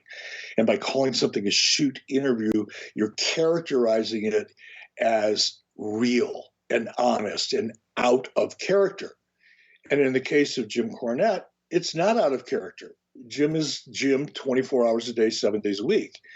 So there was no unique perspective. It's not like we were only used to hearing Jim in a character that is 180 degrees from the real life, or shoot, God, I hate using that term, interview format. Jim is Jim. He doesn't change, whether he's in front of a camera or whether he's, spouting something off online or in social media. But I could see why Jim would be a great candidate for Sean, because he's probably in this format, probably one of the more articulate and entertaining people out there. I often get a kick out of listening to some of Jim's rants. Not that I agree with any of it, just because sometimes they're so absurd, but they flow so well. Yeah. They're entertaining. They do. Well, listen, up first is him describing the first time he met you, or at least had a conversation with you. And it wasn't exactly pleasant, at least from his side of things. He had agreed to come in and do some things with Bill Watts and sort of do like a little invasion angle, if you will, of Smoky Mountain wrestlers. And they were going to crap on and talk disparagingly about WCW on WCW programming to build some heat for the angle. And then when Bill's out and you're in, some of that stuff disappears, and Cornette takes great issue with it. So here we go. when it aired on TV, it was edited. That was actually the one thing that led to Watts calling me say I'm going home, because he was supposed to have full control. It was edited. They bleeped the audio of me talking about how bad I hated Herd and the company and how they'd screwed us around and everything, and neutered the angle. And they told Watts they lied to him. They said, oh, it was a directional microphone. It didn't pick it up. No, they had gone in and post and taken the audio out. And I told him that.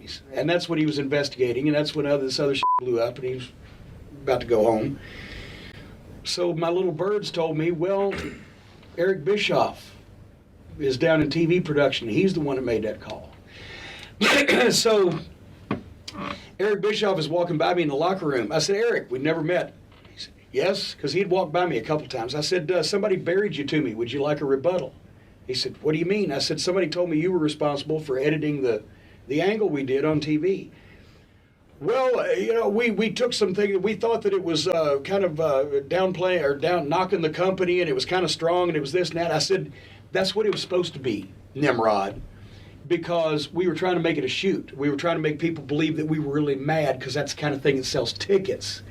I said, since I already cleared everything I was going to say with Bill Watts, the horse's head, I didn't know that I needed to clear things with the horse's ass.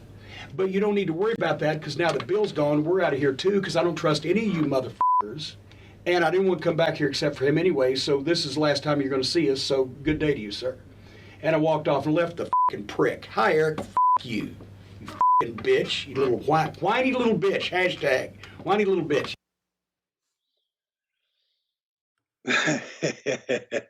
I'm so glad you picked this one first. This is so much fun. Did you see the Table for Three, Conrad, that I did with Michael Hayes and Jim Cornette a couple years ago? I did. It was glorious. Now, Jim said a lot there. So I hate to use the term unpacking things because it's overused, but let's break it down kind of one comment at a time if we can. Mm-hmm. Number one, he suggested that Bill Watts left on his own volition because he didn't have as much control as Bill Watts wanted to have. We know that's not true. Okay, well, we're starting out. The very opening statement is complete fabricated nonsense. It's bullshit. So when you start an interview out, any kind of interview, unless you're a heel and you're intentionally lying in your interview to get heat as a part of a storyline, that is probably an exception. But in this case, this is supposed to be a shoot interview, which is the truth or the inside, the unvarnished, unfiltered facts and truth about a situation. And in this case, Jim Cornette, who is, I think he has a lot more in common with Vince Russo than he cares to believe in terms of believing his own bullshit, is telling you a story that is fundamentally provable and well documented as a lie. The very premise of his opening statement is a complete fucking lie. That's number one. Number two, the incident that he described in such detail about first meeting me in a locker room never happened. Had Jim Cornette said something like that to me, my response would have been legendary. Not saying I would have gotten physical, but I would have pushed it verbally to the point where I would be hoping that he would throw a punch or do something physical, which would have given me the ability to at least argue that I was defending myself. I would have enjoyed every moment of that. And this isn't Eric thinks he's a tough guy shit, right? That stuff, I've said this before, that's so far in my rearview mirror, I can't even see it anymore. However, in that moment, at that time, in the early 90s, dealing with a guy like Jim Cornette would not have been anything more than recreational for me at that point. It never happened. It never freaking happened. And what I like about this comment from Jim especially starting off this show. And the reason I ask you if you saw the table for three, because Jim, reached into his bag of tricks, stories that he's told that he feels, get a response and put himself over or whatever his agenda is. And I was sitting at the table and I'm listening to Jim. Now in this table for three interview, I really encourage people to go back to the WWE Network and watch it for themselves and look at the look on Jim's face. When Michael Hayes says, but wait a minute, Jim, all these things you're describing, you're saying about Eric editing out something that you and Bill Watts agreed to, Eric wasn't in charge then. Eric didn't have the ability to change a television show then, which was actually very true and 100% accurate. And I'm not even sure if a decision was ever made, by the way. This big OVW invasion, whatever Jim has created in his own mind. I'm not saying it's all, I'm not saying none of it is true. There may have been a discussion. There may have been an attempt between Bill and Jim. I don't know. I wasn't, I was so far outside of the booking decisions and the creative decisions and any decisions that were being made in WCW while Bill Watts was in charge, that it could have they could have had a conversation and there could have been an attempt. But my point is, my ability to walk into an edit bay and say, I don't think we want to do that, was so far outside of my scope of responsibilities, it's fucking laughable. And I think exposes Jim for what a carny fraud he really is. And he is. He is a carnival fucking fraud. And this is a perfect example of it. Now, in the part that I really enjoyed, and by the way, I'm going to go back for the table of three. So as we're sitting there and I'm listening and, Jim and I shook hands before the table of three and, we had agreed we're going to do this. And, I was looking forward to it because I really hadn't had any interactions with Jim face to face. The truth of the story is the only time that I was in physical proximity to Jim Cornette while he was associated in any way with WCW was very early on. I don't recall the event, the pay-per-view. I think it might have been in Chattanooga shortly after I got there. And Jim was a part of that. And he was sitting in a chair as I was walking by. And I think we both nodded at each other. And that was it. That was the only time I was in any physical presence at all of Jim Cornette. And so his description of the conversation and the shit that he said to me is just him blowing himself, which I'm not going to comment on that right now, but maybe we'll get into that before this is over. It's just such, in the context of it being a shoot interview, is so much horse shit. It's not, it doesn't anger me. It makes me laugh. And I only hope that people go back, like I say, watch the table for three when Michael Hayes says, but wait a minute, Jim, Eric wasn't even in charge then.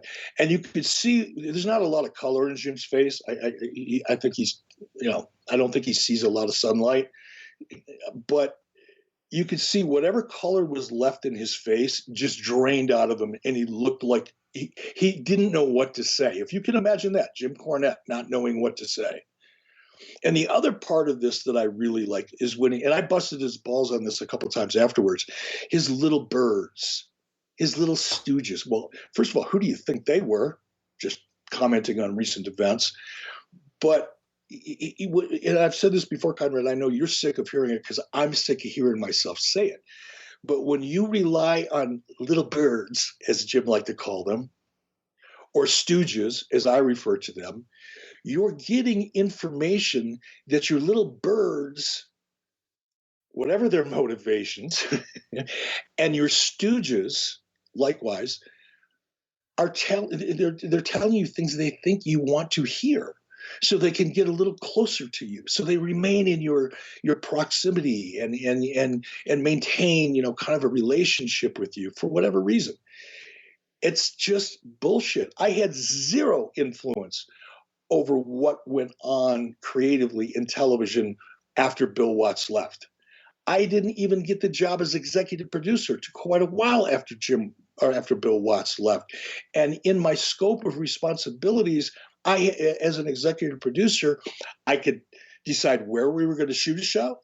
I could decide how to tweak the format of a show, meaning the structure of it, not the content of it, the structure of it, how we open the show, how we close the show, if we were going to use bumpers, if we're not going to use bumpers, new graphics, not new graphics, that type of thing. The technical aspects of television, I had complete control over.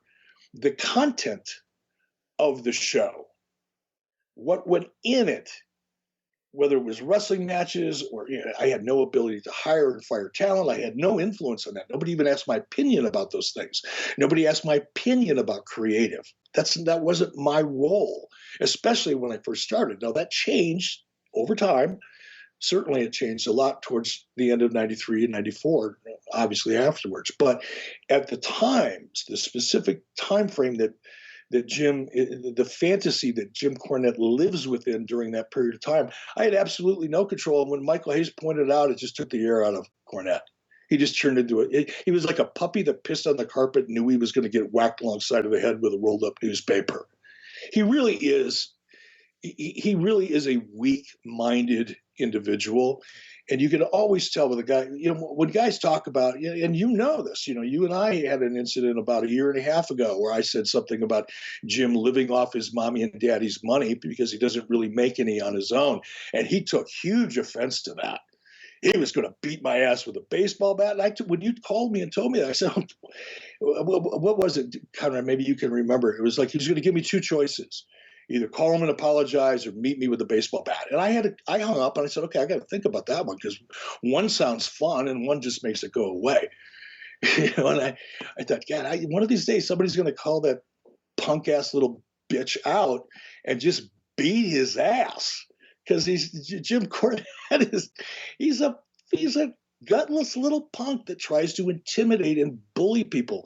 And I'm sure, Conrad, people like this. Anytime when someone's first immediate go-to is, I'm going to grab a baseball bat, take your kneecaps out. Okay, well, what you really are is a gutless little punk that tries to intimidate people so you don't really have to confront anything. And it probably works with the little birds that Jim and his wife like to hang out with in the hot tub. I'm sure those people love to feed Jim information to kind of stay in the universe and the Jim Cornette cocoon. But it was such absolute horseshit and provable fiction that it's more funny than anything. Oh man. I don't know if I regret this yet, but let's keep going. Come on, let's stir it up. Let's have some fun. Next up, the best there is, the best there was, the best there ever will be. Bret Hart says Eric Bischoff killed wrestling. Let's take a listen. They were so bad. They'd kill any hope in anybody. They'd destroy anybody. Wow. I don't have a good thing to say about Eric Bischoff or anything he ever did. That guy talk about the Midas touch. He was the opposite.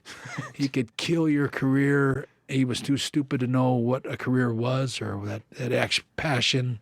Yeah. Like if you have passion for your matches and you have a genius for wrestling talent, didn't mean anything to Eric Bischoff. He was the worst loser maggot that ever got into wrestling. He was just the worst. I have nothing. He's a nice enough guy, but he was just the worst. I feel so bad because I went to WCW, really wanted to make a difference. And I think if you look at WCW and all the names that they had and all the wrestlers and all the other things, they had everything. All they needed was somebody that knew what to do, like someone with half a brain. And I would think that after what happened to you, you would want to go to WCW and shove it up Vince's ass, right? Right. That would be the plan, and then you I've can't. seen Eric Bischoff. I've heard his quote, which is probably why I get pretty hostile about Eric Bischoff. About Bret Hart came here, he was like a broken toy, or he didn't. That's what he said. Didn't have the same fire. Like I could strangle him when I hear him say that because it's like that is so not true. I was like on fire, I wanted to take the world on. I wanted to take that whole company. I wanted to kick Vince right in the teeth and give him like the best matches. Booker T, give me Benoit, give me Sting, give me Hogan, give me all these guys. We'll turn this thing. Let's get this thing really rocking here. Mm-hmm. And he was such an idiot. I mean, I would say all that right to him if he was sitting there. I believe you. You are an idiot, and you cost everybody. Like, look at wrestling today; it's a monopoly. Yeah. So the wrestlers themselves have no leverage. of any kind. They can't. It's like, oh, if you don't pay me, I'm going to go to WCW like the old days. That was so much better for the wrestlers because then we have a bargaining table. But today, no. And that's all Eric Bischoff's fault. He killed the wrestling business. Wow. He was the worst. That's Bret Hart talking to a great friend of the show, Sam Roberts. He has a tremendous wrestling podcast I highly recommend. Check it out. Not Sam is what you need to throw in your search engine to get more great interviews from Sam. Now that we've told everybody where they can hear Sam, I can't wait to hear what you have to say about Bret, knowing that I think a couple of years ago over in the UK, you guys sort of kissed and made up, and then we hear something like this still floating around. That's got to sting a little bit. It really doesn't. It doesn't. And I think anybody now listen, if you're a hardcore Bret Hart fan, you're going to believe every word. You're going to agree with his point of view. If you're that much of a Bret Hart fan, you're probably not going to think or listen objectively to those comments. And that's okay. That's life, right? It doesn't make me mad at all. Because I think anybody that is honest with themselves and objective, which is hard to do in wrestling because it's by design, it's a divisive kind of form of entertainment. And people thrive on that divisiveness, which is why things like shoot interviews, have a niche in the marketplace. But if you've listened to Bret Hart's interviews over the years,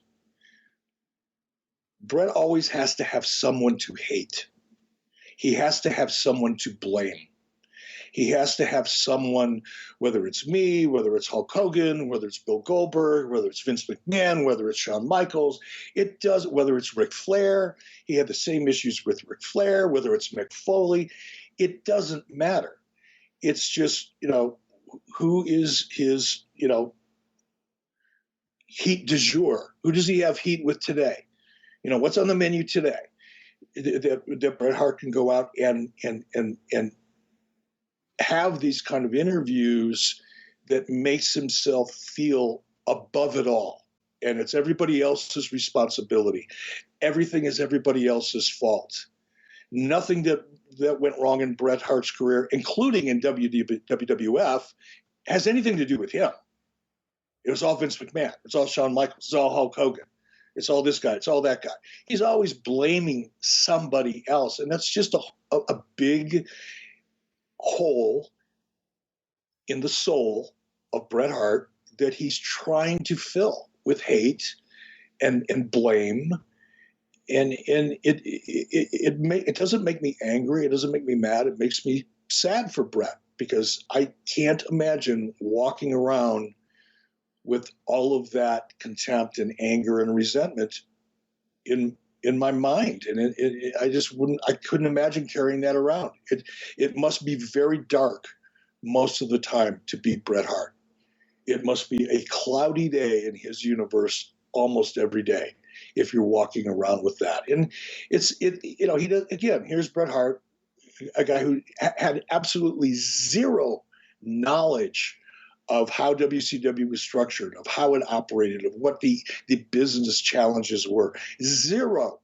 The guy would show up looking like he slept in a gutter for 3 days, like he'd been on a bender. Not suggested he was, because Bret wasn't a drinker that I was ever aware of, but he'd show up. He looked like a wet Afghan that had been sleeping outside in a gutter somewhere. He'd show up and he'd mope around.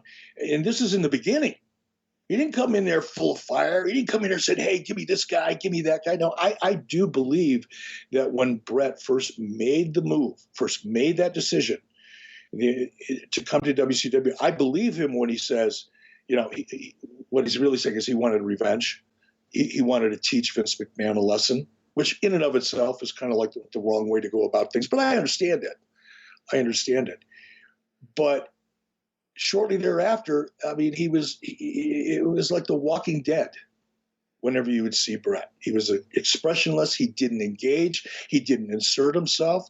And one of the criticisms you'll often hear of me, and I think to a degree it's true, is that I was too accessible. I'd listen to everybody. and I was influenced by too many people. That's a valid criticism, by the way. I don't deny that. I was learning on the job. I talked to as many people as I could possibly talk to. I listened to ideas from a lot of different people, and I was influenced by ideas from a lot of people as I was kind of traversing this arc of becoming more and more involved in the creative side of the business, which I had no experience in up until around 95. I had no confidence in myself until probably into 96, well into 96, before I started feeling like I really deserved to be even at that table. And as a result of kind of learning on the job, yeah, I did talk to a lot of different people. But guess who wasn't one of them? Because he never spoke up. He never came to me with ideas. He never stepped in, while everybody's scrambling, we're changing TV, or we're trying to improve it, or we're changing things or adding things to a format. Bret Hart was never one of the guys like a Hulk Hogan or like a Ric Flair, and even less so Ric Flair, like a Scott Hall, Bill Goldberg, you name it, a lot of the top talent, Chris Jericho, a lot of top talent would come and say, no, I know you want me to do this, but what if we do it this way? Bret Hart was never one of those guys. He would find out what he was supposed to do that day, would mope around for a little while, and he would disappear. Oh, by the way, he would show up 25 minutes before showtime or a half hour before showtime instead of when he was supposed to 75% of the time, because his heart wasn't in it. And I'm not critical of him. I understand it. Bret went through a lot. He really saw himself as this massive Canadian hero. He really believed, and probably still does in his own mind, that he let down an entire country because of what happened in Montreal. I mean, it affected him to the point of, I'm not even sure it was healthy. I'm pretty sure it wasn't. But he was a shell of his former self. And although I do believe him when he says he wanted to kick Vince McMahon in the teeth, that's not a healthy way. That's not necessarily a productive way of doing things. That was just a feeling that he had, but he didn't act on those feelings. He didn't come up with any ideas. He didn't look at a storyline and go, oh no, man, that's not going to work. Why don't we do this instead? He never did that. When I went to him and said, look, I'm going to do this thing with Larry Zbyszko, I want you to be the referee, because given what happened to you in Montreal, if there's ever anybody that's going to be a referee that's going to call it down the middle, it would be Bret Hart. And we weren't ready yet to introduce him into a storyline. This was the beginning of the 3-act play, if you will. And oftentimes in the beginning of any story, movie, television, book, whatever, your inciting incident, the thing that just compels that story to move forward, isn't necessarily something explosive. And I'm not justifying the idea, by the way. It was a bad idea. I'll stipulate that right off the bat, Your Honor. However, did Bret Hart come up and say, no, I've got a better idea, let's do this instead? He didn't. And that's Bret's responsibility. So rather than taking responsibility for his own missteps, his own mistakes, his own shortcomings as a professional and as a performer, his tendency as a human being is to lash out at somebody. He's got to have someone to hate, or he doesn't know how to start his day. And that's just unfortunate. And as for, the moment when, Bret and I, kissed and made up, as you pointed out, it was far from that. We just kind of crossed paths, intentionally on my part. I waited for him to get away from the group because we were sitting at a table, and Bret was one chair away from me, sitting at the table, and everybody was having cocktails, and the mood was very good. It was everybody's talking about the old times and having a blast, and there was no negativity at all, none whatsoever. Everybody was in a very festive mood, and everybody was under control. It wasn't like everybody's drinking too much or crazy. It wasn't that. It was like it was a group of guys getting together and having a couple beers. It was early in the evening, and when Bret Hart got up to go to use the restroom, I said, "Look, I'm sitting here with him. It's there's an elephant in the room. It's awkward for both of us. I'm going to try to." And I think he was with his grandson. I said, "I want to lighten this up as best I can. I'm not going to get up and leave because he's here. I'm not going to do that, but I will make an attempt to at least make it more comfortable for everybody." And I said, "Bret, you do whatever you want to do, but going forward, publicly, I'm just not going to take the low road with you. I'm just not. You have my word. And I guess to a degree, I'm probably going back on that right now. And I don't mean to, in a way, because I understand I don't know Bret Hart real well, and I don't know him very well at all as a human being. All I know is the experiences I've had with him. And we did have some very deep and personal conversations when he first came in, especially following the death of his brother. And I feel like I know him a little bit. I think Bret's intentions are really good. And I think he is a good human being. And he certainly was, from a technical perspective, not from a character perspective, but from a technical perspective, one of the best that's performed in the last, 20, 30, 40 years. And I respect the hell out of him for that. But I don't respect the tendency to blame everybody else and take no responsibility for the shortcomings in your life or in your career. And I think most people that listen to Bret's interviews kind of feel the same. He's a very bitter, and maybe that's changed now. I noticed he's got a new social media platform, and where he's going to talk about his life and his childhood and whatever else he's going to talk about. And I hope, much like doing the show with you, Conrad, for me, the beginning, doing 83 weeks and going back and revisiting all this stuff and listening to what Dave Meltzer said, and it was hard for me, for the first few months.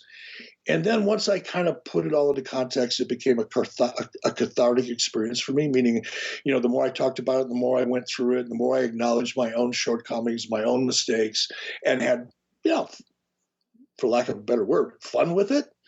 All of a sudden it took on a whole different meaning for me.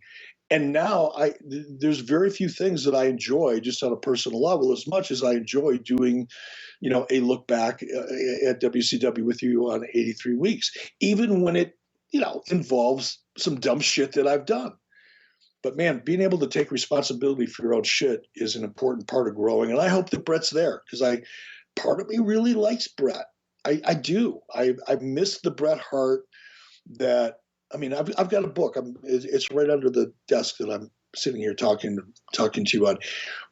It's Bret and I had a lot in common. I loved the American West history. I love Native American history, still do to this day. One of my favorite books of all time is Bury My Heart at Wounded Knee by D. Brown. I probably read that book, and it's a big book. It's an extensive history. I probably read that book no fewer than 8 to 10 times over the last few years. And I'll probably read it again over the course of the next year. But Bret had a lot of the same kind of interests. And he sent me a book about the history of the West, and he wrote a very nice inscription on it. And, he sent me a lever action Model 94 Winchester that was in absolute mint condition. And the serial numbers on it, identified it as a rifle that had been made in the 1890s, and it belonged to a local sheriff in California. And there was history to it. And he sent me that because he knew I loved, the history of the Old West. And I miss that guy, because that Bret Hart, is a really enjoyable person to be around.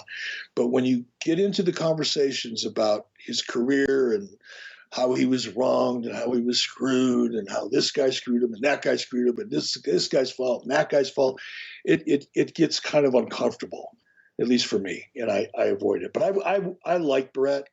I know people might not think that based on what I've said, but I've got to be honest about this stuff. I can't sugarcoat a response when I'm responding to something that I just heard. But I do like Bret, and I wish him the best. And I, more than anything, I hope he's happy. I just hope he can find happiness in whatever he does. Well, next up, we're going to turn the volume up, and this is going to be something I'm going to ask you to interrupt because it's a little longer.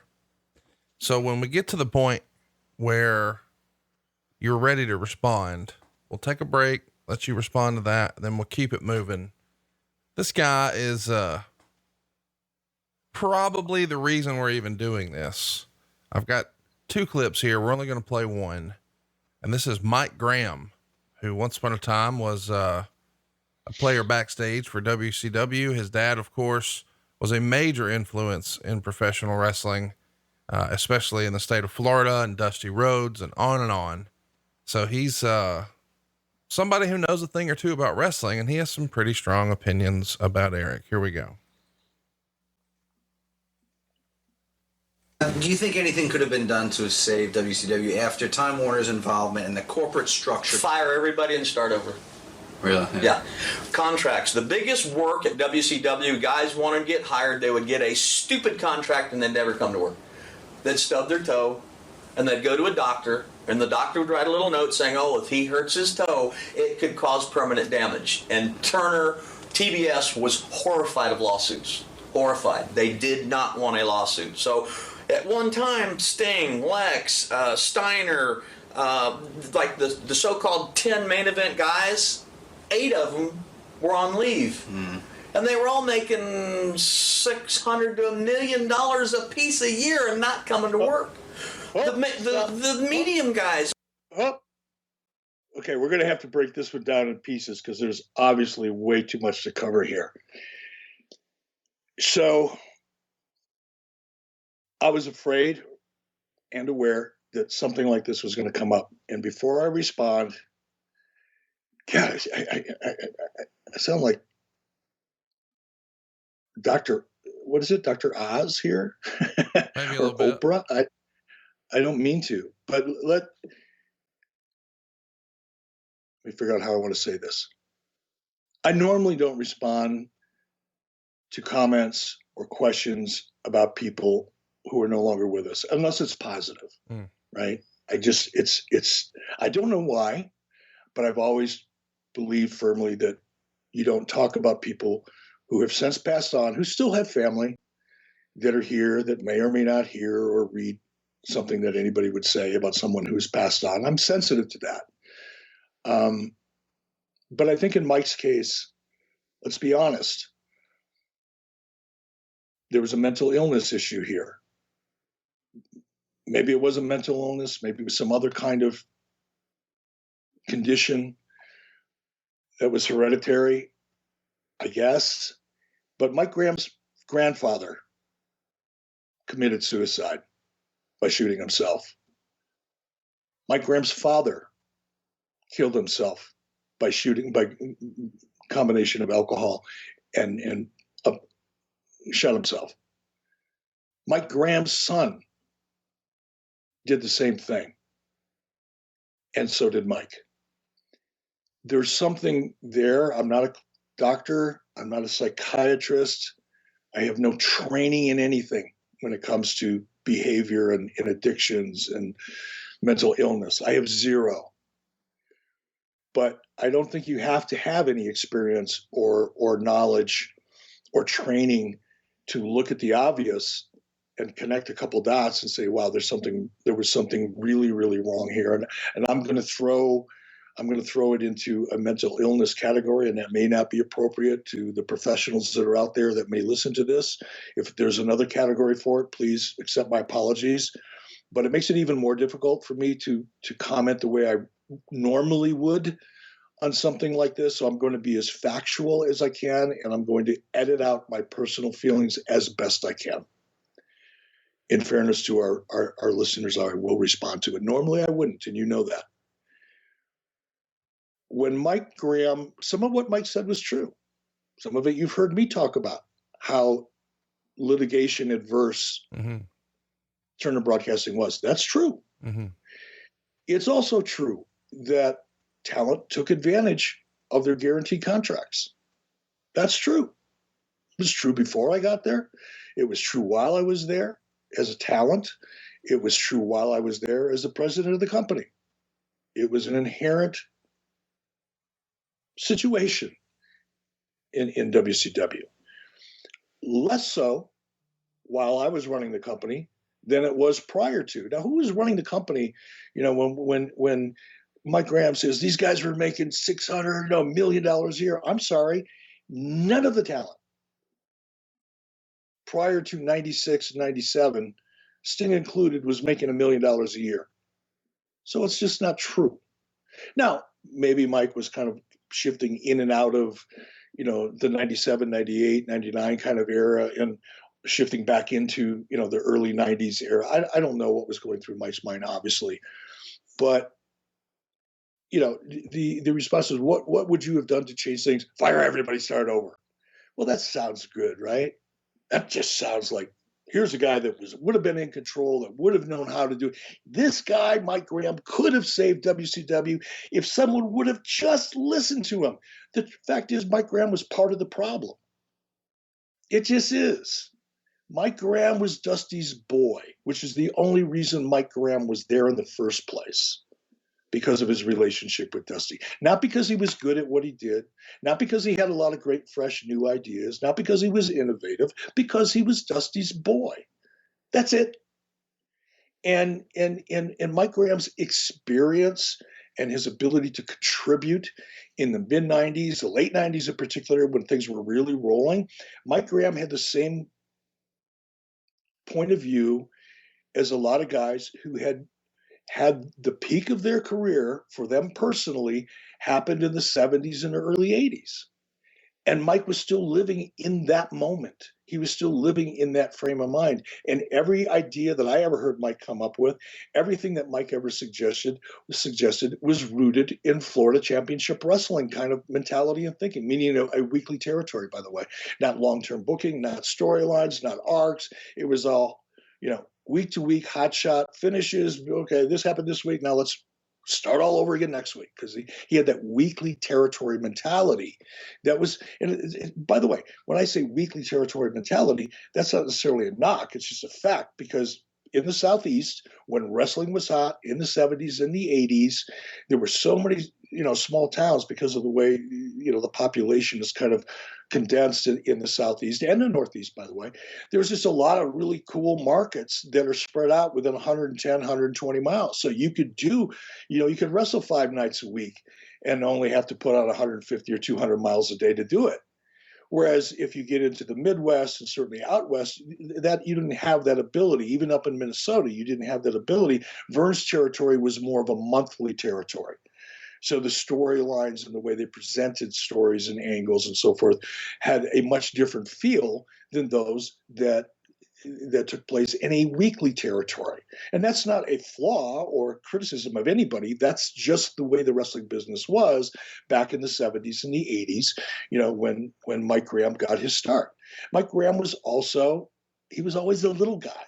And he was always Eddie Graham's kid. He never really broke out of that. And I'm sure, Conrad, most of us have known people throughout our lives in and out of the wrestling business that have that Napoleon syndrome. And it's most evident when they drink. You start out with having a couple cocktails with somebody that you work with, and they're fun, they're a nice guy, they're laughing, they're joking, they're cutting up, they're having a good time. About 4 drinks later, they turn into a mean, nasty fucker. That was Mike Graham. The more he drank, the angrier he got. And I think it, to me at least, even back then, before I really thought about these types of things too much, it reflected to me a guy who was very, very insecure and very unhappy with himself and living in the shadow of someone that he never believed he could fulfill, the expectations and the shadow. He could never light up that shadow of his father that he was in. And I think it frustrated him. And I think it's evidenced in a lot of the things that we just heard and about to hear. Let's get back to it. All the Mexicans from Mexico was making $150 grand a year, and they were used for TV. The contracts were just absolutely bizarre. Where did the buck stop? Who offered a contract? Who granted Vampiro $150,000 a year? Eric Bischoff. Beginning and end. Eric Bischoff. If he liked you or thought you'd give him some money back or whatever, he'd give you big numbers. And it's a known fact. I'm not saying anything.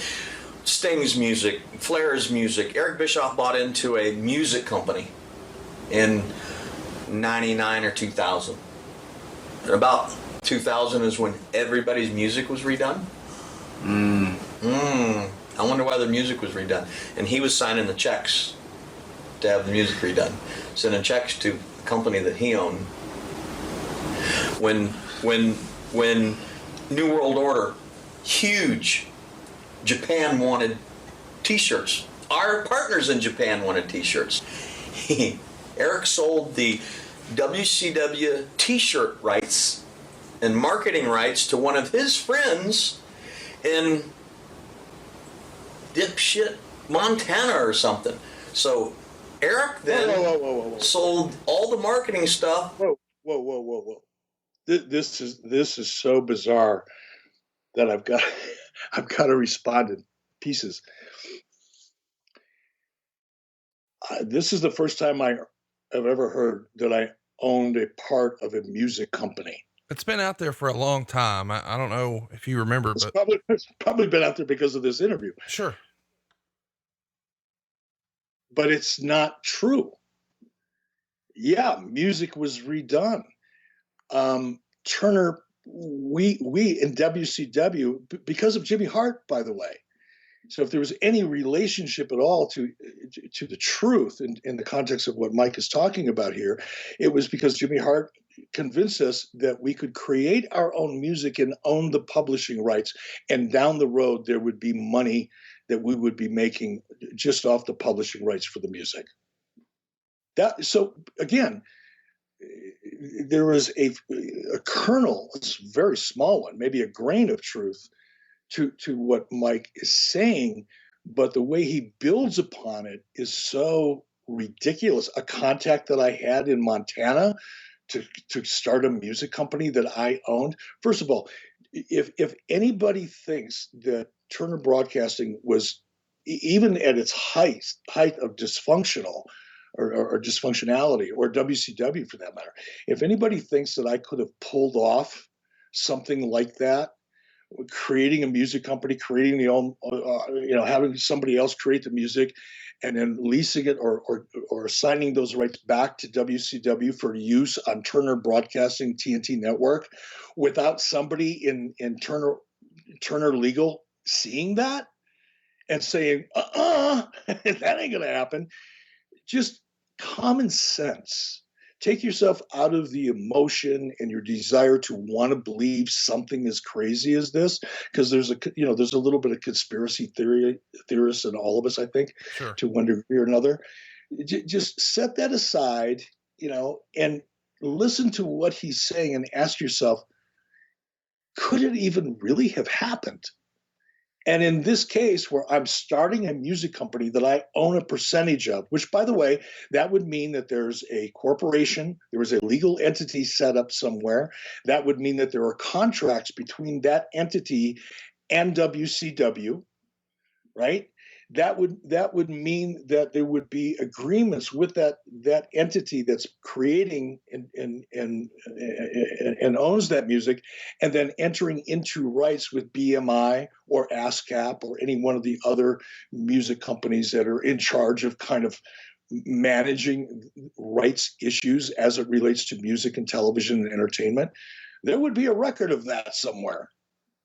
And the reason there isn't, and the reason this is just kind of like shoot chatter and shoot manure. That's a good one. Shoot manure. That's what these things really are. The fact that it's out there is just, it's Mike living in his own mind. It's Mike trying to get himself over. It's Mike trying to feel way more important than deep down inside he knew he ever was. He was nothing more than Dusty's boy. His contributions were limited at best to perhaps an idea or two when he was booking with Dusty that Dusty might have integrated. And that was a conversation. Yeah, that's a conversation that none of us will ever have because both parties are no longer with us. But Mike Graham, it's unfortunate that he went down this kind of path towards the end of his life, because I think it really reflects badly on him. This is just so obviously horse shit. Well, the hits keep coming. Let's go back to it. To his friends, and then his friends sold them to the people in Japan. Eric was selling shit to him for $5 a shirt, and he was selling them for $25 a shirt. And Eric was 50% owners in that. Oh my God. Okay, we got to stop. I mean, this is actually funny. This is so stupid, it's funny. So I was 50% owners in a company in Japan. Again, news to me and to the IRS and to my accountants and to my wife. I was supposedly, according to Mike, 50% owners of a company in Japan. So we would sell the NWO merchandise to that company, and then they in turn would sell it to New Japan. I got news for you. Again, this is bullshit. This is the depths of, this is almost psychosis here, not the wrestler, the condition. The deal we had with New Japan was really simple.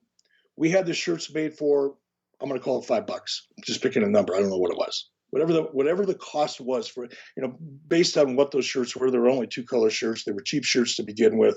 Even back then, I'm sure we were paying $250 to $350, given the bulk that we were, producing shirts at.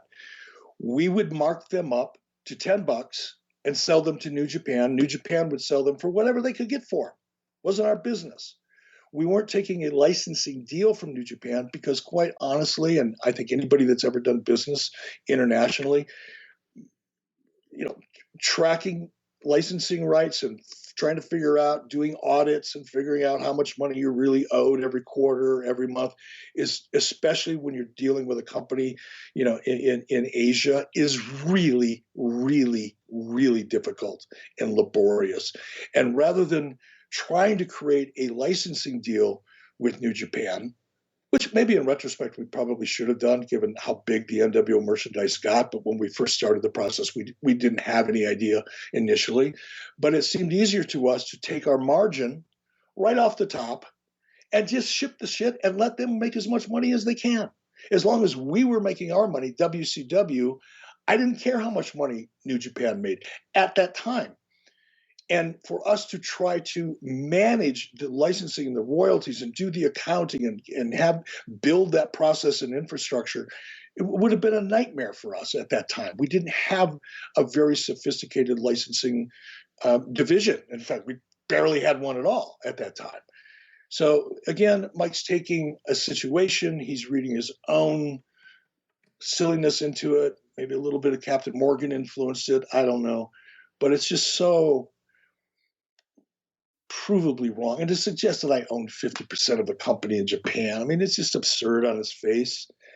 It is. Again, I'm surprised that this stuff isn't making me angry. It just makes me feel bad for Mike Graham. Let's get back to it. The poster company that they had for years and years and years. Bagwell, Marcus. Anyway, Marcus Bagwell and his mother opened a printing company. So all of a sudden, who had the rights to print all of the print stuff for WCW? Marcus Bagwell and his mother. They had never owned a printing company. And this list went on and on and on because he made the decision. He single-handedly bankrupted WCW, all on his own. He put it so far in the shitter that it could never have been bailed out. What was Brad Siegel's role? We did a special with Kevin Sullivan, a 2-hour exploration of the last few months. Kevin knew a lot more than me. Because Siegel came in when Bischoff had to get rid of me because I'm the one that gave him the formula of success. I'm the one that got Hogan in. I'm the one that told him get rid of the clashes and do all pay-per-views. I'm the one that said start doing TV. I told him. Stop.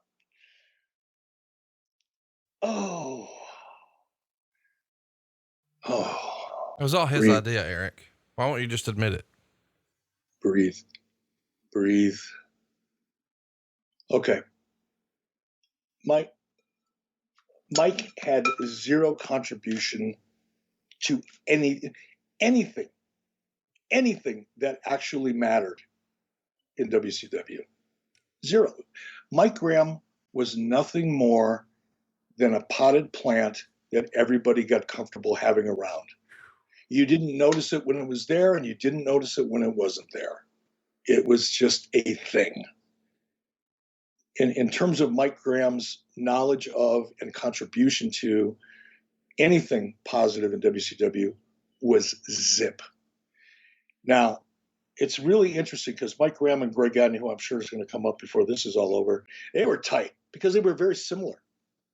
They were both second generation wrestlers who never made it, who were living in the shadows of their fathers, who through their entire wrestling career were always trying to live up to something that they could never achieve because they didn't have the skills or the abilities or the charisma. So they were like two pieces. You couldn't separate them. Bill Dundee was another one. They were kind of like the Three Musketeers in WCW. Although Bill Dundee, I did like Bill's approach to finishes sometimes, but Mike Graham is for Mike, in whatever state of mind he was in, to suggest it. He came to me and said, "You got to bring in Hulk Hogan." Are you fucking kidding me? Greg Gagne takes credit for the exact same thing. I've heard those interviews. Yeah, we're going to get there. So, Mike Graham's taking credit for bringing in Hulk Hogan. So is Greg Gagne. I'm sure there are other people who have probably taken credit for it as well. And the truth is, here is the truth. And Ric Flair, I think, will remember this. But when I first started talking to Hulk, Hulk made it clear to me that his biggest issue wasn't money. It was the people that were in WCW. And guess who was at the top of the list? Who? Of people that he didn't trust? Who? Greg Gagne was number one. Mike Graham was number two. Because they were both so political. They were both two people who were trying so hard to be something that they could never achieve on their own in terms of their careers in the ring. But they wanted to be that guy. They wanted to be at the head of the table so badly that they would do and say anything they could to create the perception that they deserved that opportunity. That was who those two guys were.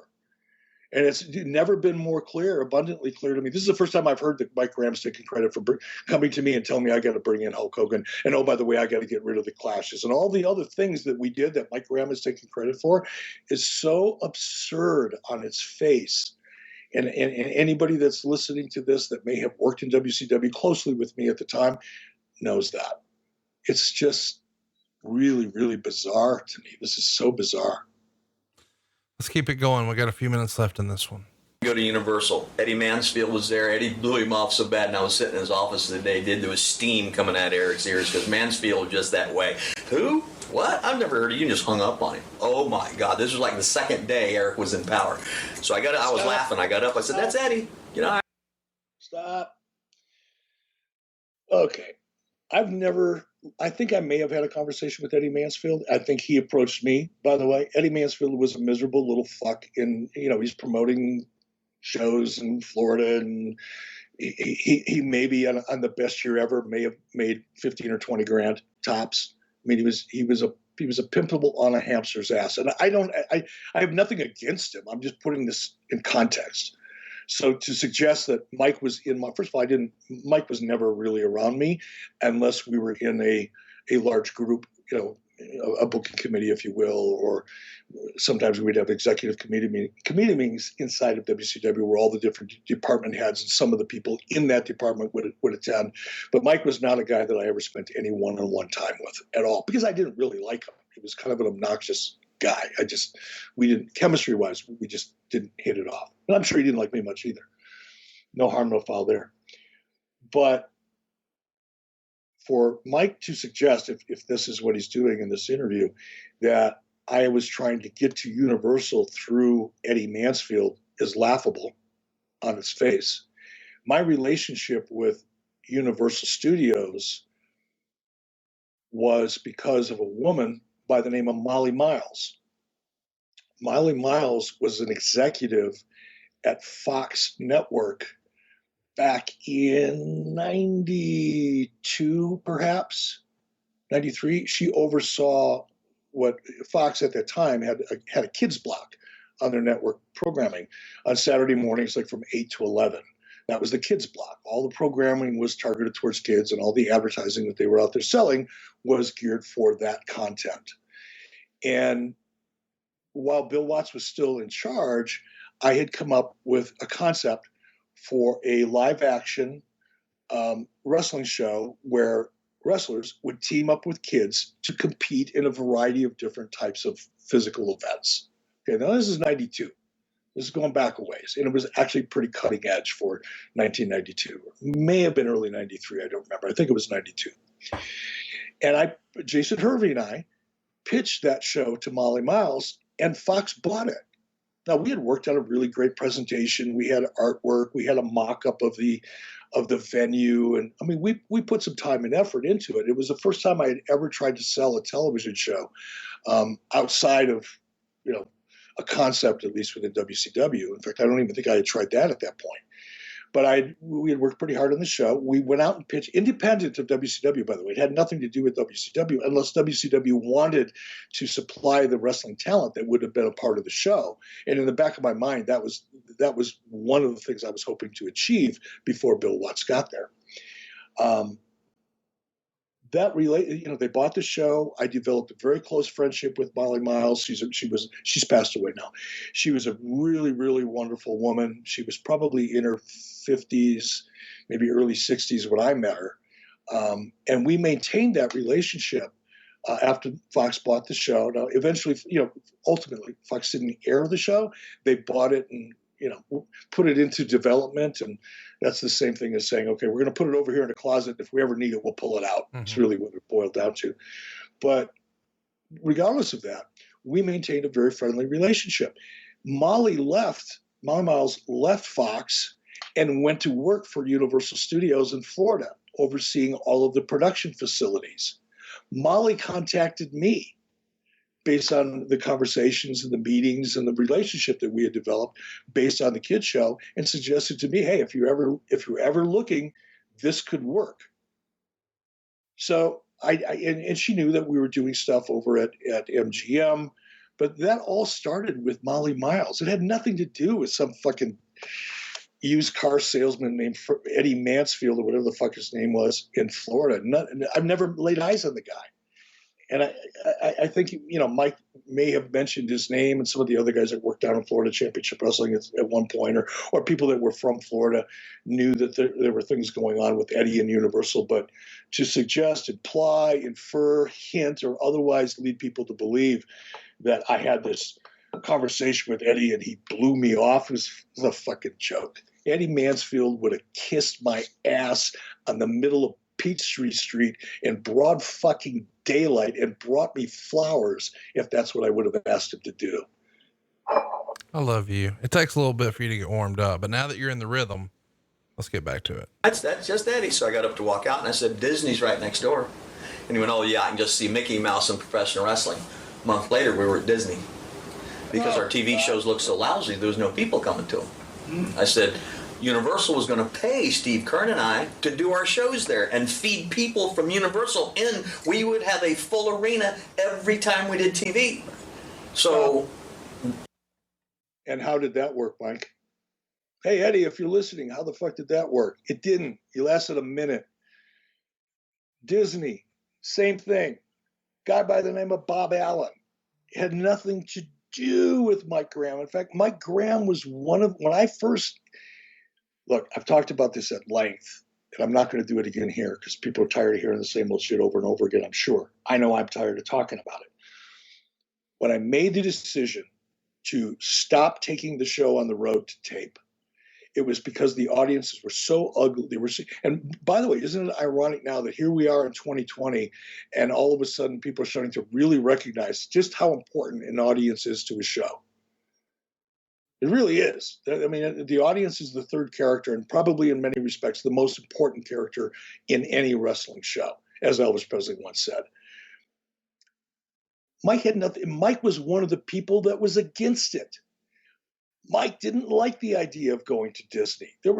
Dusty was the only one, and Dusty wasn't a big fan of it originally. Dusty came along after the fact, after the decision was made, and there was no longer a discussion as to if we were going to do it or not going to do it. Dusty got on board, and Dusty gave it 100%. But initially, when I first presented the idea internally to WCW, there was no one other than Bill Shaw and David Crockett that supported it. Two people. Not my production team, Certainly not the talent. Nobody, not Bob Dew, nobody other than Bill Shaw and David Crockett. And Bill Shaw bought into it and saw it because of the economics and because it was so obvious that what we had been doing under the previous leadership combined was just not working. We had to change something.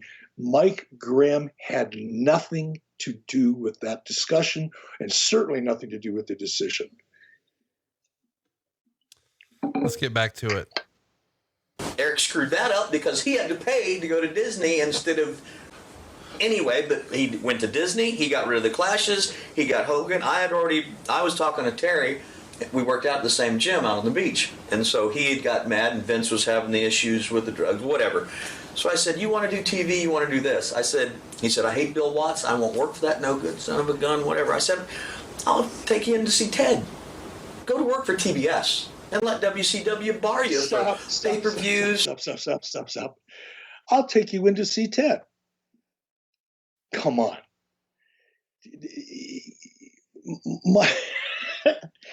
And this is what I mean about a Napoleon complex, about people using these shoot interviews as ways to make them see, and Mike wasn't the only one. Mike's one of many, trying to make themselves sound like they had much more influence and control and were much more important to what was really going on in WCW, and had people just listen to them, things would be different. That's the whole theme of these things. But unfortunately, it's the stories they make up in their own minds to feel better about themselves when they get up in the morning. It's not the idea that Mike Graham could take Hulk Hogan into a meeting with Ted Turner is so laughable on its face. Mike Graham wouldn't have been allowed to get into the North Tower. Ted Turner wouldn't have known who Mike Graham was. It's just silly on its face. And if you're objective, and it's hard, I think, for people who weren't in WCW, who can't see the same things that I can see, obviously, because I was there, to really understand the depths of how fraudulent and just ridiculous some of these claims and statements are. But if you can just imagine a guy like Mike Graham, who was so far down the food chain, the only reason he was there was because of a personal relationship with Dusty. He had no corporate influence whatsoever. Bill Shaw wouldn't take a meeting with him. And Bill Shaw was the head vice president of human resources at WCW. Mike Graham would have had to go through a process, and he would have been vetted pretty seriously. He would have had to go through a process to even have a meeting with Bill Shaw about business. Now, he could have bumped into Bill in the food court at CNN Center and said hello. But to suggest that, he went to Hulk Hogan and said, let me bring you into Ted Turner. It's, oh my God. Okay, let's keep going. We're almost through this one. A couple TVs, a big house show. You don't need to work every night. The Hulkster's the Hulkster. We just need to showcase you. So then I went and talked to Jim Barnett because Jim and Ted were friends. Mm-hmm. And I said, Jim, I need to get a meeting with Terry. So anyway, Terry came up, met with Ted. So the whole deal was in the making. And then okay, we got to stop on this. Is just so fucking ridiculous. I'm sorry, Mike. I forgive you. But Jesus Christ, you were horrible at this stuff. This is just so, on the surface of it, fucking ridiculous. Oh my God. At the time that Hulk came in, and by the way, there was no Jim Barnett in this conversation. I should have gone back when I was talking about Rick and Hulk. When Hulk said, look, we'll work out the money. That's a separate conversation. But my real issues are with WCW as a whole because of the people in it, including Mike Graham and including others that I'm not going to name here because there's no reason to beat up on them. But the only reason, had Ric Flair not been in the position that Ric Flair was, because Hulk trusted Rick. Hulk knew that he and Rick could work together and that it was going to end up being good or great or better than great. But he didn't trust Mike Graham because he knew him and knew what a two-faced carny he really was. He didn't trust Greg Gagne. He didn't trust Dusty. I hate to say that, but it was what it was. He loved Dusty. He looked up to Dusty, but he didn't trust Dusty creatively or the people around Dusty, with Mike Graham being probably one of the most. Jim Barnett was, how do I want to say this? He was on a corporate retirement plan. He was paid to show up and be Jim Barnett. Mm. He didn't have any influence with Ted. Everybody kind of looked at Jim Barnett as a guy who came along with the package, the original package from Crockett Promotions, a guy who had some international contacts that had some value at the time, early on in the 90s. And it was a guy that nobody wanted to fire and nobody wanted to force into retirement. He was a guy that everybody allowed to be there because he was Jim Barnett, not because he had anything to contribute. I hate to say that, I really do, because I like Jim Barnett. I realized, but Jim was a very, very political and a very savvy political animal. But I had genuine affection for Jim Barnett. I used to love to go in and talk to Jim about anything, and least of all wrestling, but about anything else, because he was just such an interesting cat to talk to. And you could learn something from him in terms of, what happened back in the 60s and how the international, business had changed, and how Australia, which Jim was very involved in, had developed and grown over the years, and his role in it. I loved hearing those stories. But to suggest that Jim could, somehow unlock the North Tower and get Mike Graham and Hulk a meeting with Ted is ridiculous. Hulk didn't have a meeting with Ted till long after he was signed. It wasn't a negotiation between Hulk and Ted. I mean, that's on his face. It's just absurd. Let's keep it moving. And then when Watts got fired and all this stuff was kind of getting ruffled, and then that's the day I went in, because Eric called me in. He said, "What would you do if you had this territory to run? Hire Hulk Hogan, get rid of the clashes, and go do TV at Disney or Universal." Wound up Disney. So he did all those three things. So then he had to get rid of me, so I wouldn't get to the North Tower and let them know that I was the guy. And I didn't want to do. I didn't want to be in his seat, because somebody else always takes that seat. I could have stood in my seat forever. I like being on the road. I like staying high to people and being out there and all that. But I didn't want to be there. And but he didn't quite understand that. So anyway, and he put himself in a good spot. He made a lot of money, or stole a lot of money, or however you want to say it. And Eric, I've said that to you 100 times before. So shame on you. Never said it to my face, and to suggest that I stole money is absurd.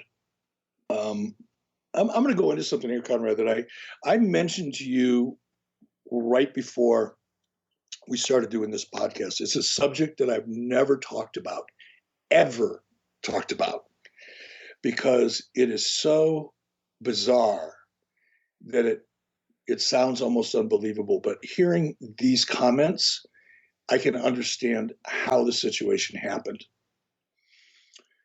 During the whole AOL, Time Warner, mostly the Time Warner, this is before AOL.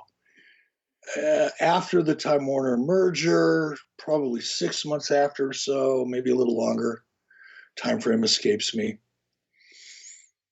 It was quite a ways after. It was about a year afterwards. I got called into Harvey Schiller's office, and there was an attorney there. He was the corporate attorney for Turney. I'm not going to mention his name, because he's actually a friend of mine. Not someone that I socialize with on a regular basis, but someone who I stay in touch with from time to time. He's now with a major firm. I think he's a partner in a major firm in Atlanta, which is why I'm not going to mention his name. Harvey called me up to his office, and corporate attorney was there. Harvey said, "Eric, have a seat." And I could tell this was going to be a serious meeting. I had no idea what it was going to be about, but I could tell it was a serious meeting. And I'm going to paraphrase the whole thing. I'm not going to give you the word for word, because honestly, I don't remember it word for word. But essentially, Harvey said, "Look, Eric, we want to let you know, for the last several months, you've been under investigation." I said, "What?" He said, "Yeah, there had been a complaint to someone at Time Warner, a high-ranking official at Time Warner, not at Turner Broadcasting, not in WCW, to Time Warner, which is interesting to me, and I'll get back to that in a minute. But as a result of this conversation with this high-ranking executive in Time Warner, Time Warner actually launched a forensic investigation into not only all of WCW's finances, but into mine as well. Because there had been an accusation by some unnamed, undisclosed person that, for example, I'm going to give you one concrete example that I do remember, that I don't mind talking about. One of the things that I remember being discussed, as an example, was that I would offer someone, Diamond Dallas Page, for example, I think it was a very specific one, and that Diamond Dallas Page was kicking back a large percentage of his salary to me. Mm. And this was an ongoing scheme, right? Now, I don't blame a brand new executive at Time Warner for going, what? Are you kidding me? This is a company that we just acquired or merged with, and this kind of, and by the way, WCW was very high profile at the time. This was still while we were kicking everybody's ass. This was, I think it was early 98. So the money was still flowing. Everything was still going great. Might have been the end of 97. I don't remember the timeline, but it was at a time when we were running on all 8 cylinders, and we were running hard and fast. So I understand it, but for someone, I'm not saying that Mike Graham was the guy that did it, but for someone to, and that was just the tip of the iceberg. There was a whole, and similar to the company that I own, and who knows, it might have been Mike Graham, based on this, what I'm hearing, because some of the stuff is new to me, that I owned a music company in Montana, or half of a music company, and was funneling all the ASCAP and BMI rights to my company so that I could take it. That's all fucking news to me, really.